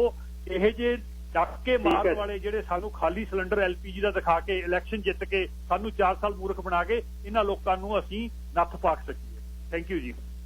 ਧੰਨਵਾਦ ਜੀ, ਧੰਨਵਾਦ ਬਹੁਤ ਬਹੁਤ ਸੇਖੋ ਸਾਹਿਬ। ਰਾਜਤੂਰ ਜੀ ਤੁਸੀਂ ਏਅਰ ਤੇ ਹੋ। ਸਤਿ ਸ਼੍ਰੀ ਅਕਾਲ ਜੀ। ਸਤਿ ਸ਼੍ਰੀ ਅਕਾਲ ਵੀਰ ਜੀ। ਸਤਿ ਸ਼੍ਰੀ ਅਕਾਲ ਜੀ ਤੂਰ ਸਾਹਿਬ। ਹਾਂਜੀ, ਮੈਂ ਇਹ ਦੱਸਣਾ ਚਾਹੁੰਦਾ ਸੀ ਕਿ ਅੱਜ ਜੋ ਮੈਂ ਮਾਰਚ 3 2020 ਲਾਸਟ ਈਅਰ ਜੋ ਰਿਕੁਐਸਟ ਕੀਤੀ ਸੀ ਪਰਿਵਾਰਾਂ ਦੇ ਬਿਹਾਫ ਤੇ ਸੀਟ ਨੂੰ ਆਖਿਆ ਸੀਗਾ ਵੈਂਕੂਵਰ ਨੂੰ ਤੁਸੀਂ ਮਾਫੀ ਮੰਗੋ ਤੇ ਨਾਲੇ ਤੁਸੀਂ ਡਿਕਲੇਅਰ ਕਰੋ ਮਈ 20 ਦਾ ਜੇ ਕੰਮ ਘੱਟ ਮਾਰੋ ਦੇ। ਉਸ ਤੋਂ ਮਗਰੋਂ ਜਦੋਂ ਮੈਂ ਈਮੇਲ ਕੀਤੀ ਸੀ ਕਾਉਂਸਲ ਨੂੰ ਤਾਂ ਜੀਨ ਸਵੈਨਸਨ ਦੀ ਮੈਨੂੰ ਈਮੇਲ ਬੈਕ ਆ ਗਈ ਸੀ। ਮੈਨੂੰ ਕਹਿੰਦੇ ਸੀ ਮਿਸਟਰ ਟੂਰ ਅਸੀਂ ਮਾਫੀ ਕਾਹਦੀ ਮੰਗੀ ਹੈ, ਮਾਫੀ ਤਾਂ ਵੀ ਫੈਡਰਲ ਲਾ ਸੀਗਾ ਵੀ ਤੁਸੀਂ ਤਾਂ ਵੀ ਜਿਹੜੀ ਹੈਗੀ ਫੈਡਰਲ ਤੋਂ ਮਾਫੀ ਤਾਂ ਆਲਰੇਡੀ ਮੰਗਾ ਚੁੱਕੇ ਆ, ਅਸੀਂ ਮਾਫੀ ਕਾਹਦੀ ਮੰਗਣੀ ਹੈ ਮੈਨੂੰ ਦੱਸੋ। ਫਿਰ ਮੈਂ ਉਹਨੂੰ ਦੱਸਿਆ ਸੀਗਾ, ਮੈਂ ਕਿਹਾ ਜਦੋਂ ਕੰਮਾ ਘਾਟਾ ਮਾਰੂ ਜਹਾਜ਼ ਆਇਆ ਸੀਗਾ ਉਦੋਂ ਥੋੜਾ ਜਿਹੜਾ ਮੇਅਰ ਸੀਗਾ 92 ਮੈਨ ਵੈਕਟਰ ਸੀਗਾ, ਉਹਨੇ ਮਈ 23 1914 ਨੂੰ ਇੱਕ ਵੱਡੀ ਰੈਲੀ ਕੀਤੀ ਸੀਗੀ ਕੰਮਾ ਘਾਟਾ ਮਾਰੂ ਪੈਸੇਂਜਰ ਦੇ ਅਗੇਂਸਟ। ਖੁਦ ਵੀ ਰੇਸਿਸਟ ਲੈਂਗੁਏਜ ਉਹਨੇ ਯੂਜ਼ ਕੀਤੀ ਸੀ। ਬਾਕੀ ਉਹਨਾਂ ਦਾ ਜਿਹੜਾ ਹੈਰੀ ਸਟੀਵਨ ਜਿਹੜਾ ਸੀਗਾ ਜਿਹਦਾ ਕੀ ਨਾਮ ਹੈ ਸਟੂਡੈਂਟ ਨੂੰ ਕਹਿ ਕੇ ਲਾਸਟ ਵੀ ਜਿਹੜਾ ਹਟਾਇਆ ਹੈਗਾ ਬਿਲਡਿੰਗ ਤੋਂ, ਫੈਡਰਲ ਬਿਲਡਿੰਗ ਤੋਂ, ਉਹਦਾ ਮੇਨ ਸਪੀਕਰ ਸੀਗਾ। ਤੇ ਉਹਨੇ ਕਹਿ ਰਿਹਾ ਸੀਗਾ ਕਿ ਜਿਹੜੇ ਹੈਗੇ ਆ ਵੀ ਜਿਹੜੇ ਏਸ਼ੀਅਨ ਲੋਕ ਆ ਜਾਂ ਪਰ ਉਹ ਹਿੰਦੂ ਹੀ ਕਹਿੰਦੇ ਸੀ ਜਿਹੜੇ ਹਿੰਦੂ ਲੋਕ ਆ ਇੱਥੇ ਨਹੀਂ ਆਉਣੇ ਚਾਹੀਦੇ, ਇਹਨਾਂ ਨੂੰ ਡਿਪੋਰਟ ਕਰਨਾ ਚਾਹੀਦਾ ਵਾ, ਅਸੀਂ ਕੈਨੇਡਾ ਨੂੰ ਵਾਈਟ ਰੱਖਣਾ ਹੈਗਾ ਵਾ, ਬ੍ਰਿਟਿਸ਼ ਨੂੰ ਵਾਈਟ ਰੱਖਣਾ ਹੈਗਾ। ਫਿਰ ਜਿਹੜਾ ਥੋੜਾ ਕਾਉਂਸਲ ਸੀ ਮਿਸਟਰ ਹੈਮਿਲਟਨ, ਉਹਨੇ ਮਤਾ ਪਾਸ ਰੈਜ਼ੋਲੂਸ਼ਨ ਪਾਸ ਕਰਾਇਆ 2000 ਦੀ ਕਰਾਊਡ ਸੀ ਤੇ ਉਹਨਾਂ ਨੂੰ ਇਹ ਗੱਲ ਆਖੀ ਸੀ ਵੀ ਇਹਨਾਂ ਨੂੰ ਸਿਟੀ ਬਾਹਰ ਘੱਲਿਆ ਜਾਵੇ ਤੇ ਲੈਂਗੁਏਜ ਉਹਨੇ ਯੂਜ਼ ਕੀਤੀ ਵੀ ਸਾਡੇ ਕੋਲ 4000 ਹਿੰਦੂ ਹੈਗੇ ਆ, ਇਸ ਤੋਂ ਬਾਅਦ ਸਾਨੂੰ ਲੋੜ ਨਹੀਂ। ਇਹ ਬਿਲਕੁਲ ਰੈਕਡ ਹੈਗਾ ਜੋ ਕਿ ਉਹਨਾਂ ਨੂੰ ਮੈਂ ਪੇਸ਼ ਕੀਤਾ। ਫਿਰ ਮਾਤਾ ਜੀ ਨੇ ਮਾਫੀ ਸਪੈਸ਼ਲ ਮੰਗੀ ਹੈ ਮੇਅਰ ਸਾਹਿਬ ਨੇ ਜੂਨ 1914 ਵਿੱਚ ਇੱਕ ਮੇਅਰ ਇਨਸਾਈਡ ਨੇ ਕਾਉਂਸਲ ਚ ਮਤਾ ਪਾਸ ਕੀਤਾ ਸੀਗਾ। ਉਹਦੀ ਰੇਸ ਉਦੋਂ ਵੀ ਜ਼ਿਆਦਾ ਜਿਹੜੀ ਹੈਗੀ ਆ ਰੇਸਿਸਟ ਲੈਂਗੁਏਜ ਸੀ ਉਹਦੇ ਚ ਲਿਖਿਆ ਗਿਆ ਸੀਗਾ ਕਿ ਇਹ ਇਹਨਾਂ ਨੂੰ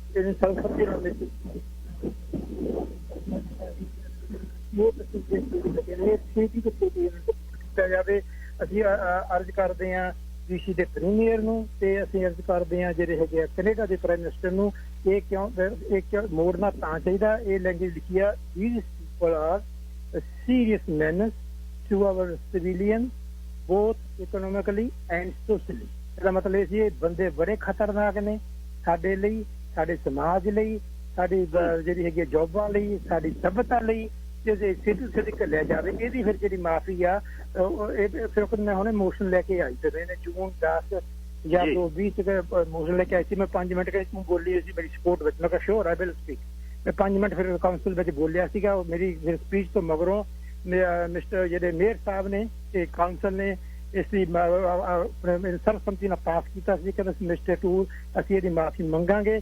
ਇਹਦੀ ਤਾਂ ਅਸੀਂ ਮਾਫੀ ਮੰਗਣੀ ਆ ਜਿਹੜੀ ਅਸੀਂ ਜੋ ਕਿ ਉਹਨਾਂ ਨੇ ਸਾਡੇ ਲਾ ਨੂੰ ਸਪੋਰਟ ਕੀਤਾ ਜਿਹੜਾ ਕਮੇਟੀ ਲਾ ਸੀ ਇਹ ਸਪੈਸ਼ਲੀ ਇਹਦੀ ਮਾਫੀ ਜ਼ਰੂਰ ਮੰਗਾਂਗੇ। ਆ ਜਿਹੜਾ ਰੇਸਿਸਟ ਜਿਹੜਾ ਸੀ ਜਿਹਦੀ ਕਿ ਬੜਾ ਦੁੱਖ ਹੁੰਦਾ ਵਾ ਉਹ ਖੁਦ ਬਹੁਤ ਦੁੱਖ ਮਹਿਸੂਸ ਕਰਦੇ ਕਿ ਅੱਜ ਦੇ ਪਰਿਵਾਰਾਂ ਨੂੰ ਦੁੱਖ ਹੋਇਆ ਹੁਣ ਇਹਦੀ ਜ਼ਰੂਰ ਮਾਫੀ ਮੰਗਾਂਗੇ। ਅੱਜ ਫਿਰ ਉਹਨਾਂ ਨੇ ਇਸ ਦੀ ਜਿਹੜੀ ਓਫੀਸ਼ੀਅਲੀ ਮਾਫੀ ਇੱਕ ਫਾਰਮਲ ਪੋਲਿਸੀ ਉਹਨਾਂ ਨੇ ਮੰਗੀ ਹੈਗੀ ਆ ਤੇ ਪਰਿਵਾਰਾਂ ਕੋਲੋਂ ਕਮਿਊਨਿਟੀ ਕੋਲੋਂ ਕਿ ਜਿਹੜਾ ਰੇਸਿਸਟ ਲਾ ਸੀਗਾ ਇਹ ਰੇਸਿਸਟ ਮੋਸ਼ਨ ਚ ਨਹੀਂ ਸੀ ਪਾਸ ਹੋਣਾ ਚਾਹੀਦਾ ਤੇ ਅਸੀਂ ਮਾਫੀ ਮੰਗਦੇ ਹਾਂ ਕਿ ਜਿਹੜੀ ਸਾਡੀ ਕਾਉਂਸਲ ਨੇ ਜਿਹੜੀ ਹੈਗੀ ਜਿਹੜੇ ਇੱਕ ਤਾਂ ਜਿਹੜੀ ਇਸ ਲੈਂਗੁਏਜ ਕੀਤੀ ਸੀ, ਦੂਜਾ ਜਿਹੜਾ ਫੈਡਰਲ ਦਾ ਜਿਹੜਾ ਡਿਸਕ੍ਰਿਮੀਨੇਸ਼ਨ ਸਪੋਰਟ ਕੀਤੀ ਸੀ ਅਸੀਂ ਮਾਫੀ ਮੰਗੀ ਹੈ। ਨਾਲੇ ਉਹਨਾਂ ਨੇ ਮਈ 20 ਸਾਡਾ ਜੇ ਕੰਮ ਘੱਟ ਮਾਰੂ ਵਾਸਤੇ ਡਿਕਲੇਅਰ ਕੀਤਾ ਸੀਗਾ ਜੋ ਮੈਂ ਰਿਕੁਐਸਟ ਕੀਤੀ ਕਰਨ ਦੇ ਬਿਹਾਫ ਤੇ ਇਹਦੇ ਲਈ ਮੈਂ ਧੰਨਵਾਦ ਕਰਦਾ ਹਾਂ ਮੇਅਰ ਸਾਹਿਬ ਦਾ, ਸਾਰੀ ਕਾਉਂਸਲ ਦਾ, ਖਾਸ ਕਰਕੇ ਜੀਨ ਸਵੈਨਸਨ ਦਾ ਜੋ ਮੇਰੀ ਰਿਕੁਐਸਟ ਤੇ ਉਹ ਪਤਾ ਲੱਗ ਆਈ ਸੀ ਇਹਦੀ ਮਾਫੀ ਅੱਜ ਮੰਗੀ ਗਈ ਹੈ। ਬਾਕੀ ਜੀ ਸਾਰੀ ਕਮਿਊਨਿਟੀ ਦਾ ਧੰਨਵਾਦ ਸਾਰੇ ਪਰਿਵਾਰਾਂ ਦਾ ਧੰਨਵਾਦ। ਬਾਕੀ ਸੋ ਆਪ ਜੀ ਦਾ ਵੀਰ ਜੀ ਹਮੇਸ਼ਾ ਹੀ ਸਾਡੀ ਸਪੋਰਟ ਕੀਤੀ ਹੈਗੀ ਹੈ ਕੋਮਾ ਘਾਟਾ ਮੌਜੂ ਦਾ। ਕੋਈ ਨਾ ਬਾਈ ਜੀ, ਧੰਨਵਾਦ ਆਪਣਾ ਤੁਹਾਡਾ ਬਹੁਤ ਬਹੁਤ ਧੰਨਵਾਦ। Thank you. Deol Sahib line number 4 Goldy Deol ji. ਹਾਂਜੀ ਸਤਿ ਸ਼੍ਰੀ ਅਕਾਲ ਸਰ। ਸਤਿ ਸ਼੍ਰੀ ਅਕਾਲ ਜੀ। ਹਾਂਜੀ ਸਰ, ਜਿਹੜਾ ਕੇਵਲ ਫਾਰੂਕਨ ਹੋਣਾ ਦਾ ਚਲੋ ਇੱਕ ਤਾਂ ਇਹਨਾਂ ਬੀਸੀ ਦਾ ਕੋਈ ਨਾ ਕੋਈ ਲੀਡਰ ਤਾਂ ਚੁਣਨਾ ਹੀ ਪੈਣਾ ਇਹਨਾਂ ਨੂੰ। ਉਹ ਚ ਜਿਹੜੇ ਮਰਜ਼ੀ ਆ ਜਾਣ, ਉਹ ਤਾਂ ਕਿਉਂਕਿ ਇਹਨਾਂ ਦਾ ਪਾਰਟੀ ਦਾ ਇੰਟਰਨਲ ਉਹ ਤੋਂ ਬਿਨਾਂ ਗੱਲ ਨਹੀਂ ਬਣਨੀ। ਪਰ ਇੱਕ ਗੱਲ ਤਾਂ ਹੁਣ ਕੇਵਲ ਫਾਰੂਕਨ ਹੋਈ, ਜਦੋਂ ਇਹ ਬੰਦੇ ਮੰਨ ਲਓ ਪੋਲਿਟਿਕਸ ਚੋਂ ਆਊਟ ਹੁੰਦੇ ਆ ਤੇ ਕਹਿ ਦਿੰਦੇ ਵੀ ਅਸੀਂ ਹੁਣ ਜਾਂ ਫੈਮਿਲੀ ਆ ਜਾਂ ਸਾਡਾ ਬਿਜ਼ਨਸ ਦਾ ਜਾਂ ਕੁਛ ਵੀ ਆ, ਫਿਰ ਮੈਂਟਲ ਹੁਣ ਆਮ ਬੰਦਾ ਅਸੀਂ ਆ, ਬੰਦਾ ਕੋਈ ਵੀ ਹੈ, ਜਦੋਂ ਤੁਸੀਂ ਜੋ ਸੋਸਾਇਟੀ ਸਮਾਜ 'ਚ ਰਹਿੰਦੇ ਆ, ਤੁਸੀਂ ਠੀਕ ਆ, ਤੁਸੀਂ ਐਕਟਿਵ ਪੋਲਿਟਿਕਸ ਤੋਂ ਤਾਂ ਪਰੇ ਹੋ ਗਏ ਆ, ਤੁਸੀਂ ਰਨ ਨਹੀਂ ਕਰਨਾ, ਪਰ ਤੁਸੀਂ ਜੋ ਤੁਹਾਡੇ ਕੋਲ ਤੁਹਾਡੀਆਂ ਸੇਵਾਵਾਂ ਸੋਸਾਇਟੀ ਨੂੰ ਚਾਹੀਦੀਆਂ, ਉਹ ਚੋਂ ਥੋੜ੍ਹਾ ਕਦੇ ਕੋਈ ਬੰਦਾ ਮਾਈਨਸ ਹੋ ਸਕਦਾ ਹੈ। ਪਰ ਜਿੱਦਾਂ ਕਹਿ ਕੇ ਹੋ ਜਾਂਦੇ ਆ, ਮੰਨ ਲਓ ਜਦੋਂ BC ਰੇਲ ਵਿਕੀ ਸੀਗੀ, ਉਹ ਕਿਹੜੀ ਆਈ ਥਿੰਕ ਜੁੜੀ ਰੇਲ ਹੈਗੀ ਸੀ ਮੈਨੂੰ ਲੱਗਦਾ, ਉਹਨੂੰ ਰਿਪਲੇਸ ਕੀਤਾ ਸੀਗਾ ਇਹਨੇ, ਟਰਾਂਸਪੋਰਟੇਸ਼ਨ ਤੇ ਇਨਫਰਾਸਟ੍ਰਕਚਰ ਬਣਿਆ ਸੀਗਾ ਮਿਨਿਸਟਰ, ਤੇ ਸਾਰੀ ਕਲੋਕਲ ਤੋਂ ਇਹ 3 ਟਰਮਾਂ ਨਹੀਂ ਜਿੱਤੀਆਂ। ਤੇ ਪਰ ਮੇਰਾ ਕਹਿਣਾ ਵੀ ਉਸ ਤੋਂ ਬਾਅਦ ਕੰਟੀਨਿਊ ਲਗਾਤਾਰ ਕਮਿਊਨਿਟੀ 'ਚ ਹੁਣ ਇੱਥੇ ਹੀ ਰਹਿੰਦੇ ਆ ਵੀ ਜਿਹੜੀਆਂ ਸਾਡੀਆਂ ਜਿੰਨੀਆਂ ਮੰਨ ਲਓ ਹੋਰ ਲੀਡ ਜਾਂ ਕਮਿਊਨਿਟੀ ਦੀਆਂ, ਸਾਡੀ ਪੰਜਾਬੀ ਦੀਆਂ ਨਹੀਂ, ਮੈਂ ਜੇ ਕੈਨੇਡੀਅਨ ਕਮਿਊਨਿਟੀ ਜਾਂ BC ਦੀਆਂ ਕਹਿੰਦਾ ਵੀ ਪਿਛਾ ਕੁਝ ਜਦੋਂ ਦੇਖੋ ਸਾਹਿਬ ਬਣਾ ਗਏ ਓਵਰਡੋਜ਼ ਦਾ ਹੋਇਆ ਜਾਂ ਮਨੀ ਲਾਂਡਰਿੰਗ ਦਾ ਹੋਇਆ ਜਾਂ ਹੁਣ ਗੈਂਗਵਾਰ, ਉਹਨਾਂ ਦੇ ਵਿੱਚੋਂ ਤਾਂ ਇਹ ਟੋਟਲੀ ਮਾਈਨਸ ਹੋ ਜਾਂਦੇ ਆ। ਉਹ ਮੰਨ ਲਓ ਕਿਹੜੇ ਫਿਰ ਇਹਨਾਂ ਕਿਹੜੀ ਸੇਵਾ ਕਰਨੀ, ਮੈਨੂੰ ਲੱਗਦਾ ਵੀ ਇੱਕ ਬਿਜ਼ਨਸ ਪੁਆਇੰਟ ਆਫ ਵਿਊ ਤੋਂ ਹੀ ਆ ਵੀ ਹੁਣ ਦੇਖਦੇ ਆ ਵੀ ਇਹ ਪਿਛਲੀ ਵਾਰ ਐਂਡਰੂ ਵਿਲਕਨਸਨ ਨੂੰ ਨਹੀਂ ਹਾਰ ਗਏ ਤੇ ਹੁਣ ਉਹਨਾਂ ਦਾ ਬਾਹਰ ਹੈ ਵੀ ਗਾਂ ਚਾਂਸ ਹੈਗੇ। ਇੱਕ ਇਸ ਤਰੀਕੇ ਦੇ ਨਾਲ ਹੀ ਮੇਰੇ ਖਿਆਲ ਨਾਲ ਰਨ ਕੀਤੀ ਜਾ ਰਹੀ ਆ ਪੋਲਿਟਿਕਸ। ਇਹਦੇ ਚੋਂ ਓਬਵੀਅਸਲੀ ਸਾਡੇ ਬੰਦਿਆਂ ਨੇ ਵੀ ਨਾਲ ਜਾਣਾ, ਜੇ ਫੋਟੋ ਕਰਾਉਣ ਵਾਲੇ ਆ ਜਾਂ ਜੋ ਵੀ ਆ ਉਹਨਾਂ ਦੇ ਵੀ ਗੱਲ ਨਾ ਹੁੰਦਾ। ਉਹ ਪਿਛਲੀ ਵਾਰ ਹੋ ਸਕਦਾ ਮਾਈਕਲ ਲੀ ਦਾ ਵੀ ਕਾਫੀ ਵਧੀਆ ਚੱਲ ਗਿਆ ਹੈਗਾ, ਹੋ ਸਕਦਾ ਕੈਬਨਿਟ ਕੀ ਨਾ ਜਿੱਥੇ। ਪਰ ਗੱਲ ਇਹ ਵੀ ਇਹ ਬੰਦੇ ਐਬਸੈਂਟ ਜਦੋਂ ਹੁੰਦੇ ਆ, ਉਦੋਂ ਕੀ ਗੱਲ ਸੋਸਾਇਟੀ ਦੀ ਇਹਨਾਂ ਨੂੰ ਲੋੜ ਨਹੀਂ ਹੁੰਦੀ ਜਾਂ ਸੋਸਾਇਟੀ ਦਾ ਹਿੱਸਾ ਨਹੀਂ ਹੁੰਦੇ, ਤੇ ਇੱਕਦਮ ਇਹ ਆ ਕੇ ਹੁਣ ਅੱਗੇ ਤਾਂ ਆਪਾਂ ਨੂੰ ਇਹ ਵੀ ਆਪਣੇ ਇੱਕ ਸੀਗਾ ਵੀ ਲਿਬਰਲ ਆ ਗਈ ਤਾਂ ਜੀ ਚਲੇ ਗਈ ਤਾਂ ਪਤਾ ਨਹੀਂ ਇੱਥੇ ਮਾਰਕੀਟ ਦਾ ਕੀ ਹੋ ਜਾਣਾ, ਖਰੇ ਲਿਬਰਲ ਕਰਕੇ ਹੀ ਚੱਲਦੀ ਆ। ਉਹ ਮੰਨ ਲਓ ਹੁਣ ਇਕਨੋਮੀ ਵੀ ਉਸੇ ਤਰੀਕੇ ਨਾਲ ਚੱਲੀ ਜਾਂਦੀ ਹੈ। ਉਹ ਵੱਖਰੀ ਗੱਲ ਆ ਵੀ ਉਹਦੇ ਵਿੱਚ 2 ਨੰਬਰ ਦੀ ਮਨੀ ਇਨਵੈਸਟ ਏਦਾਂ ਹੋਈ, ਉਹ ਗਾਹਾਂ ਵੀ ਹਲੇ ਉਹ NDP ਨੇ ਜਾਂ ਫੈਡਰਲ ਗਵਰਨਮੈਂਟ ਵੀ ਕੁਛ ਨਹੀਂ ਕਰ ਰਹੀ, ਉਹਦੇ ਅਕੋਰਡਿੰਗ ਚੱਲੀ ਜਾਂਦਾ ਕੰਮ। ਤੇ ਮੇਰੇ ਖਿਆਲ ਨਾਲ ਸਰਕਾਰਾਂ ਬਦਲਣਾ ਜਾਂ ਲੀਡਰ ਬਦਲਣਾ ਏਡਾ ਕੋਈ ਬੜਾ ਫਰਕ ਨਹੀਂ ਪੈਂਦਾ। ਤੇ ਦੇਖੋ ਕਵਰ ਫਰਕ ਹੋਣੀ ਹੋਪਫੁਲੀ ਹੈਗੇ ਤਾਂ ਹੈਗੇ, ਪਰ ਫਿਰ ਵੀ ਮੈਨੂੰ ਲੱਗਦਾ ਨਹੀਂ ਵੀ ਕੋਈ ਐਡੀ ਤਬਦੀਲੀ ਕਰਨੀ ਨਹੀਂ ਆਉਣਾ ਆ ਵੀ ਇਹ ਨਹੀਂ ਲਿਆ ਕੇ ਵੀ ਬਹੁਤ, ਕਿਉਂਕਿ ਜਿਹੜੇ ਬੰਦੇ ਪਹਿਲਾਂ ਚੁੱਪ ਆ ਕਿਸੇ ਇਸ਼ੂ ਤੇ ਬੋਲਦੇ ਨਹੀਂ, ਤੇ ਤੁਸੀਂ ਆਖਰੋਂ ਸੋਸਾਇਟੀ ਦਾ ਹਿੱਸਾ ਆ, ਬੋਲਣਾ ਤਾਂ ਚਾਹੀਦਾ ਹੀ ਆ ਜੇ ਤੁਸੀਂ ਆਪੋਜੀਸ਼ਨ 'ਚ ਵੀ ਆ ਜਾਂ ਬਾਹਰ ਵੀ ਆ। ਤੇ ਮੈਨੂੰ ਤਾਂ ਲੱਗਦਾ ਨਹੀਂ ਕੋਈ ਇਹਨਾਂ ਕੋਲ ਐਡਾ ਕੋਈ ਵਿਜ਼ਨ ਹੈਗਾ, ਜਿਹੜਾ ਮਰਜ਼ੀ ਆ ਜਾਵੇ ਤੇ ਇੱਕੋ ਜਿਹਾ ਹੀ ਚੱਲਦਾ ਕੰਮ। Thank you. ਹੋਰ ਇੱਕ ਚੇਂਜ ਮੇ ਵੀ ਜ਼ਰੂਰ ਹੋ ਜਾਵੇ। ਕਈ ਹਲੇ ਪਿੰਡ ਬੰਨਿਆਂ ਦੀ ਮੰਗ ਤੇ ਪਹਿਲਾਂ ਹੀ ਇਹ ਫਿਰ ਅਸੀਂ ਇੱਥੇ ਚੇਅਰ ਫਲਾਣੇ ਨੂੰ ਬਣਾਵਾਂਗੇ, ਫਲਾਣੀ ਬੀਬੀ ਚੇਅਰ ਬਣੂ ਇਹਦੀ, ਫਿਰ ਅਸੀਂ ਜਿੱਤਾਂਗੇ, ਫਿਰ ਮੈਂ ਇਹ ਪ੍ਰੀਮੀਅਰ ਬਣੂ, ਮੈਂ ਇਹਦਾ ਫਿਰ ਮੇਨ ਪੋਰਟਫੋਲੀਓ ਲੈ ਕੇ ਮਿਨਿਸਟਰ ਬਣੂ।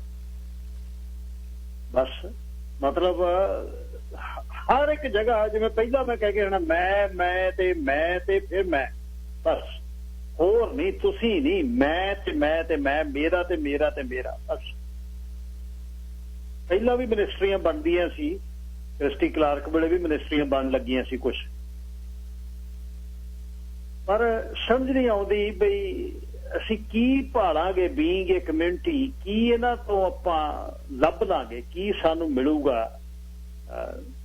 ਕੈਵਨ ਫਾਲਕਨ ਲਈ ਉਹਨੀ ਕੀ ਸੋਚਦੇ ਆ, ਕੀ ਉਹਨਾਂ ਦੇ ਪੋਰਟਫੋਲੀਓ ਨੇ, ਕੀ ਉਹ ਕਰਨਗੇ, ਉਹ ਤਾਂ ਗੱਲ ਦੂਜੇ ਦੋਮ ਤੇ ਆ। ਕੱਲ ਦੇ ਜਿਹੜੇ ਸਾਡੇ ਵਾਲੇ ਨਹੀਂ ਸੁੱਤੇ, ਉਹਨਾਂ ਦਾ ਕੀ ਬਣੂਗਾ, ਮੈਂ ਗੱਲ ਉਹਨਾਂ ਦੀ ਸੋਚ ਹੈ।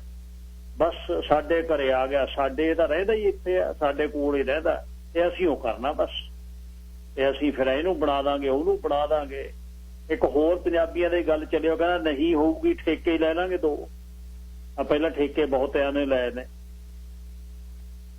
ਸੋ ਮਤਲਬ ਜਦ ਅਸੀਂ ਸਿਰਫ ਇਸੇ ਚੀਜ਼ ਤੇ ਸੋਚਣਾ ਵੀ ਇਹਦੇ ਬਣਨ ਨਾਲ ਮੇਰਾ ਆਹ ਕਰਨਾ, ਫਿਰ ਕਮਿਊਨਿਟੀ ਕਿੱਥੇ, ਫਿਰ ਦੂਜੇ ਗੱਲ ਦੀ ਕਿੱਥੇ। ਪਰ ਪਹਿਰਾ ਦੇਣ ਵਾਲੇ ਵੀ ਗੱਲ ਕਰਦੇ ਰਹਿਣਗੇ, ਬਾਕੀ ਕਮਿਊਨਿਟੀ ਨੂੰ ਚਾਹੀਦਾ ਹੈ ਕਿ ਸੱਚ ਤੇ ਝੂਠ ਦਾ ਨਿਤਾਰਾ ਕਰਕੇ ਫਿਰ ਅੱਗੇ। ਸੋ ਇੱਕ ਹੁਣ ਜਿਹੜੀ ਤੁਸੀਂ ਮਹਿਸੂਸ ਕੀਤਾ ਹੈ ਕਿ ਖੈਰ ਰਾਜਨੀਤੀ ਤਾਂ ਪਹਿਲਾਂ ਵੀ ਕੁਛ ਜਿਹੜਾ ਪਾਸਟ ਹੈ, ਜਿਵੇਂ ਸਿੱਖ ਹੋਣੀ ਕੁਝ ਚੀਜ਼ਾਂ ਯਾਦ ਕਰਾ ਕੇ ਗਏ ਨੇ ਨਾ, ਪਿਛਲਾ ਸਮਾਂ ਜਿਹੜਾ ਹੈ ਕੋਈ ਰਾਜਨੀਤੀ 'ਚ ਰਿਹਾ ਉਹਨੇ ਕੀ ਕੀਤਾ ਉਹਦੇ ਤੇ ਨਿਗਾਹ ਰੱਖਣ ਦੀ ਲੋੜ ਹੈ। ਇੱਕ ਬਹੁਤ ਵੱਡਾ ਇਸ਼ੂ ਹੋਰ ਹੈ ਜਿਹੜਾ ਸਾਡਾ ਮਿਊਨਿਸਪਲ ਦੇ ਵਿੱਚ ਹੈ, ਜਿਹੜਾ ਕਿ ਪਿਛਲੇ ਹੁਣ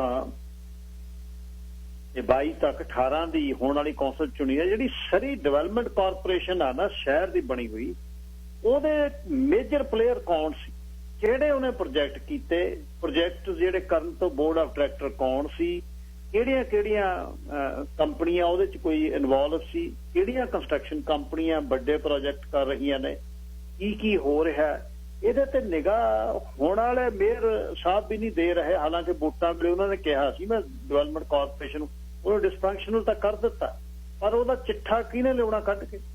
ਸ਼ਹਿਰ ਦੇ ਵਿੱਚ ਰਹਿਣਾ, ਸ਼ਹਿਰ ਵੱਲੋਂ ਇੱਕ ਕੰਸਟਰਕਸ਼ਨ ਕੰਪਨੀ ਚਲਾਉਣਾ ਸ਼ਹਿਰ ਦੇ ਵਿੱਚ, ਉਹਦਾ ਕੋਈ ਕਾਗਜ਼ ਪੱਤਰ ਲੋਕਾਂ ਦੇ ਜਨਤਕ ਨਹੀਂ ਹੋਣਾ ਚਾਹੀਦਾ, ਕੋਈ ਇਨਕੁਆਇਰੀ, ਕੋਈ ਇਹ 'ਚ ਕੌਣ ਸੀ, ਕਿਹੜੇ ਰੀਅਲਟਰ ਸੀ, ਕਿਹੜੀਆਂ ਪ੍ਰਾਪਰਟੀਆਂ ਵਿਕੀਆਂ, ਕਿਹਨੂੰ ਵਿਕੀਆਂ, ਕੀ ਡਿਵੈਲਪ ਹੋਇਆ, ਉਹ ਇੱਕ ਬਹੁਤ ਵੱਡਾ ਵਿਸ਼ਾ ਹੈ। ਉਹ ਚੀਜ਼ ਅਨਫੋਲਡ ਕਿਉਂ ਨਹੀਂ ਹੁੰਦੀ? ਇਹ ਠੀਕ ਹੈ, ਪਹਿਲੀ ਦੇਖੋ ਜੀ ਇਹਨਾਂ ਦੀ ਅਸੀਂ ਲਾਈਟ ਰੇਲ ਨਹੀਂ ਬਣ ਦੇਣੀ ਕਿੰਗ ਜਾਰਜ ਤੇ, ਅਸੀਂ ਨਹੀਂ ਕਰਨੀ, ਅਸੀਂ RCMP ਦੀ ਜਗ੍ਹਾ ਸਿਟੀ ਪੁਲਿਸ ਲਿਆਉਣੀ ਆ, ਅਸੀਂ ਲੈਂਗਲੀ ਨੂੰ ਲੈ ਕੇ ਜਾਣੀ ਆ, ਮੰਨ ਲਈਏ ਵੋਟਾਂ ਪਾਤੀਆਂ, ਪਰ ਸਰੀ ਡਿਵੈਲਪਮੈਂਟ ਕਾਰਪੋਰੇਸ਼ਨ ਦੇ ਬਾਰੇ ਕੌਣ ਦੱਸੂ? ਇੱਕ ਲੋਕ ਜਿਹੜੇ ਪੈਸੇ ਦੇ ਕੇ ਕੰਮ ਅੰਦਰ ਸ਼ਹਿਰ 'ਚ ਡਿਵੈਲਪਮੈਂਟ ਕਰਕੇ ਉਹ 'ਚੋਂ ਪ੍ਰਾਪਰਟੀ ਟੈਕਸ ਦੇ ਕੇ ਸ਼ਹਿਰ ਨੂੰ ਚਲਾਉਂਦੇ ਨੇ, ਉਹਨਾਂ ਨਾਲ ਕੰਪੀਟ ਕਰਨ ਲਈ ਸ਼ਹਿਰ ਵੱਲੋਂ ਹੀ ਇੱਕ ਡਿਵੈਲਪਮੈਂਟ ਕਾਰਪੋਰੇਸ਼ਨ ਬਣਾ ਲੈਣੀ, ਫਿਰ ਪ੍ਰਾਈਵੇਟ ਵਾਲਿਆਂ ਨੂੰ ਤਾਂ ਕੱਢ ਦਿਓ, ਇੱਕੇ ਚੀਜ਼ ਕਰੇ ਕੰਮ। ਉਹ ਅਨਫੋਲਡ ਨਹੀਂ ਹੋ ਰਿਹਾ। ਜਿਹੜੀ ਵੱਡਾ ਇੱਕ ਇਸ਼ੂ ਆ ਜਿਹੜਾ ਹੁਣ ਦੀ ਕੌਂਸਲ ਨੂੰ ਹਾਲੇ ਸਾਲ, ਹੁਣ ਅਗਲੇ ਸਾਲ ਹੈ, 1.5 ਸਾਲ ਹੈ, ਇਹਦੇ ਬਾਰੇ ਸਵਾਲ ਲੋਕ ਪੁੱਛਣ ਕਿ ਭਾਈ ਡਿਵੈਲਪਮੈਂਟ ਕਾਰਪੋਰੇਸ਼ਨ ਬਾਰੇ ਕਿਉਂ ਨਹੀਂ ਦੱਸਦੇ ਤੁਸੀਂ? ਰਵਿੰਦਰਪਾਲ ਸਿੰਘ ਜੀ, ਲਾਈਨ ਨੰਬਰ 2, ਤੁਸੀਂ ਏਅਰ ਤੇ ਹੋ। ਵਾਹਿਗੁਰੂ ਜੀ ਖਾਲਸਾ, ਵਾਹਿਗੁਰੂ ਜੀ ਫਤਿਹ। ਹਾਂਜੀ ਸਿੰਘ ਸਾਹਿਬ, ਵਾਹਿਗੁਰੂ ਜੀ ਕਾ ਖਾਲਸਾ, ਵਾਹਿਗੁਰੂ ਜੀ ਫਤਿਹ। ਕਾਮਾਗਟ ਮਰਵਾਲੀ ਜਿਹੜੀ ਆ ਉਹ ਤਾਂ ਬਹੁਤ ਵਧੀਆ ਗੱਲ ਹੈ ਜੀ, ਜਿੱਦਾਂ ਜਿਹੜਾ ਰੈਕੋਗਨੀਸ਼ਨ ਹੋਣੀ, ਇਹ ਇੱਕ ਸਟੈਪ ਇਹਨੂੰ ਰਾਈਟ ਡਾਇਰੈਕਸ਼ਨ ਹੈਗਾ ਆ।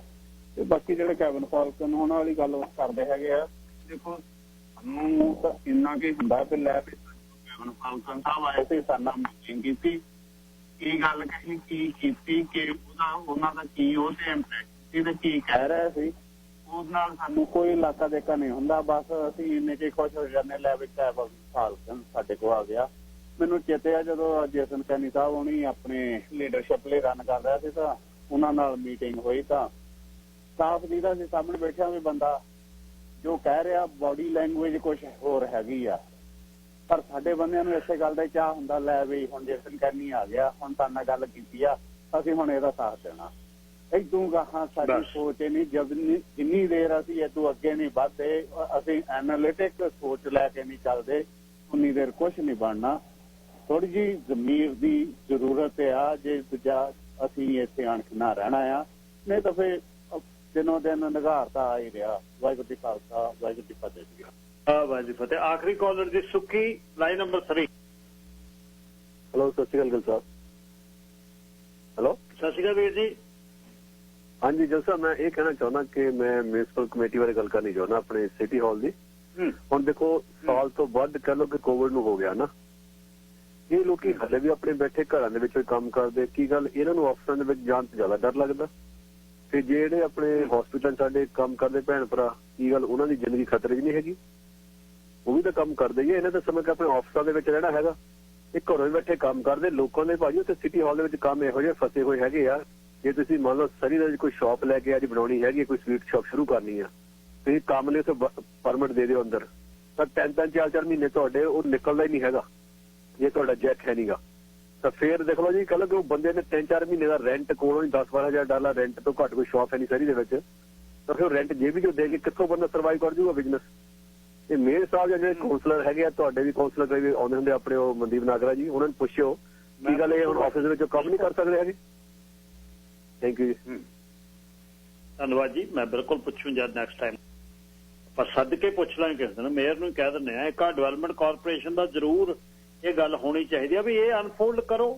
ਈਵਨ ਜਿਹੜੇ ਕਮਿਊਨਿਟੀ ਚ ਐਕਟਿਵ ਬੰਦੇ ਨੇ ਸੇਖੋਂ ਸਾਹਿਬ ਹੋਣੀ ਨੇ ਜਾਂ ਹੋਰ ਨੇ, ਇਹਦੀ ਕੋਈ ਚਾਰਟਰ ਆਫ ਇਹਦੇ ਚ ਰਾਈਟ ਆਫ ਇਨਫੋਰਮੇਸ਼ਨ ਦੇ ਥੱਲੇ ਕੋਈ ਪਾਓ ਵੀ ਦੱਸੋ ਭਾਈ ਕਿਹੜੀਆਂ ਕੀ ਹੋਇਆ, ਕਿੰਨੇ ਪੈਸੇ ਆਏ, ਕਿਹੜੀਆਂ ਡਿਵੈਲਪ ਕੀਤੀਆਂ ਤੇ ਕਿਹਨੂੰ ਵੇਚੀਆਂ, ਪਤਾ ਤਾਂ ਕਰੋ। ਕੋਈ ਅਗਲੀ ਇਲੈਕਸ਼ਨ ਤੋਂ ਪਹਿਲਾਂ ਡਿਮਾਂਡ ਕਰੋ ਸਿਟੀ ਆਫ ਸਰੀ ਦੇ ਲੋਕ ਵੀ ਭਾਈ ਸਰੀ ਡਿਵੈਲਪਮੈਂਟ ਕਾਰਪੋਰੇਸ਼ਨ ਦਾ ਦੱਸੋ ਸਾਨੂੰ ਕੀ ਹੋਇਆ। ਇਸ ਲਈ ਅੱਜ ਦਾ ਪ੍ਰੋਗਰਾਮ ਆਸ ਪਸੰਦ ਕਰਦੇ ਹੋਵੋਗੇ ਤੁਸੀਂ। ਕੋਸ਼ਿਸ਼ ਕਰ ਰਹੇ ਹਾਂ ਵੀ ਇਹ ਜਿਹੜੀ ਹਿਸਟਰੀ ਹੈ ਸਾਡੀ, ਜਿਹੜਾ ਇਤਿਹਾਸ ਆ 20ਵੀਂ ਸਦੀ ਦਾ, ਐਗਜ਼ੈਕਟਲੀ ਹੋਇਆ ਕੀ, ਕਿਵੇਂ ਹੋਇਆ, ਉਹਨੂੰ ਤੁਹਾਡੇ ਸਾਹਮਣੇ ਲੈ ਕੇ ਆਵਾਂ। ਤੇ ਕੱਲ ਨੂੰ ਮੁੜਦੇ ਆ ਫੇਰ, ਰੱਬ ਰੱਖ।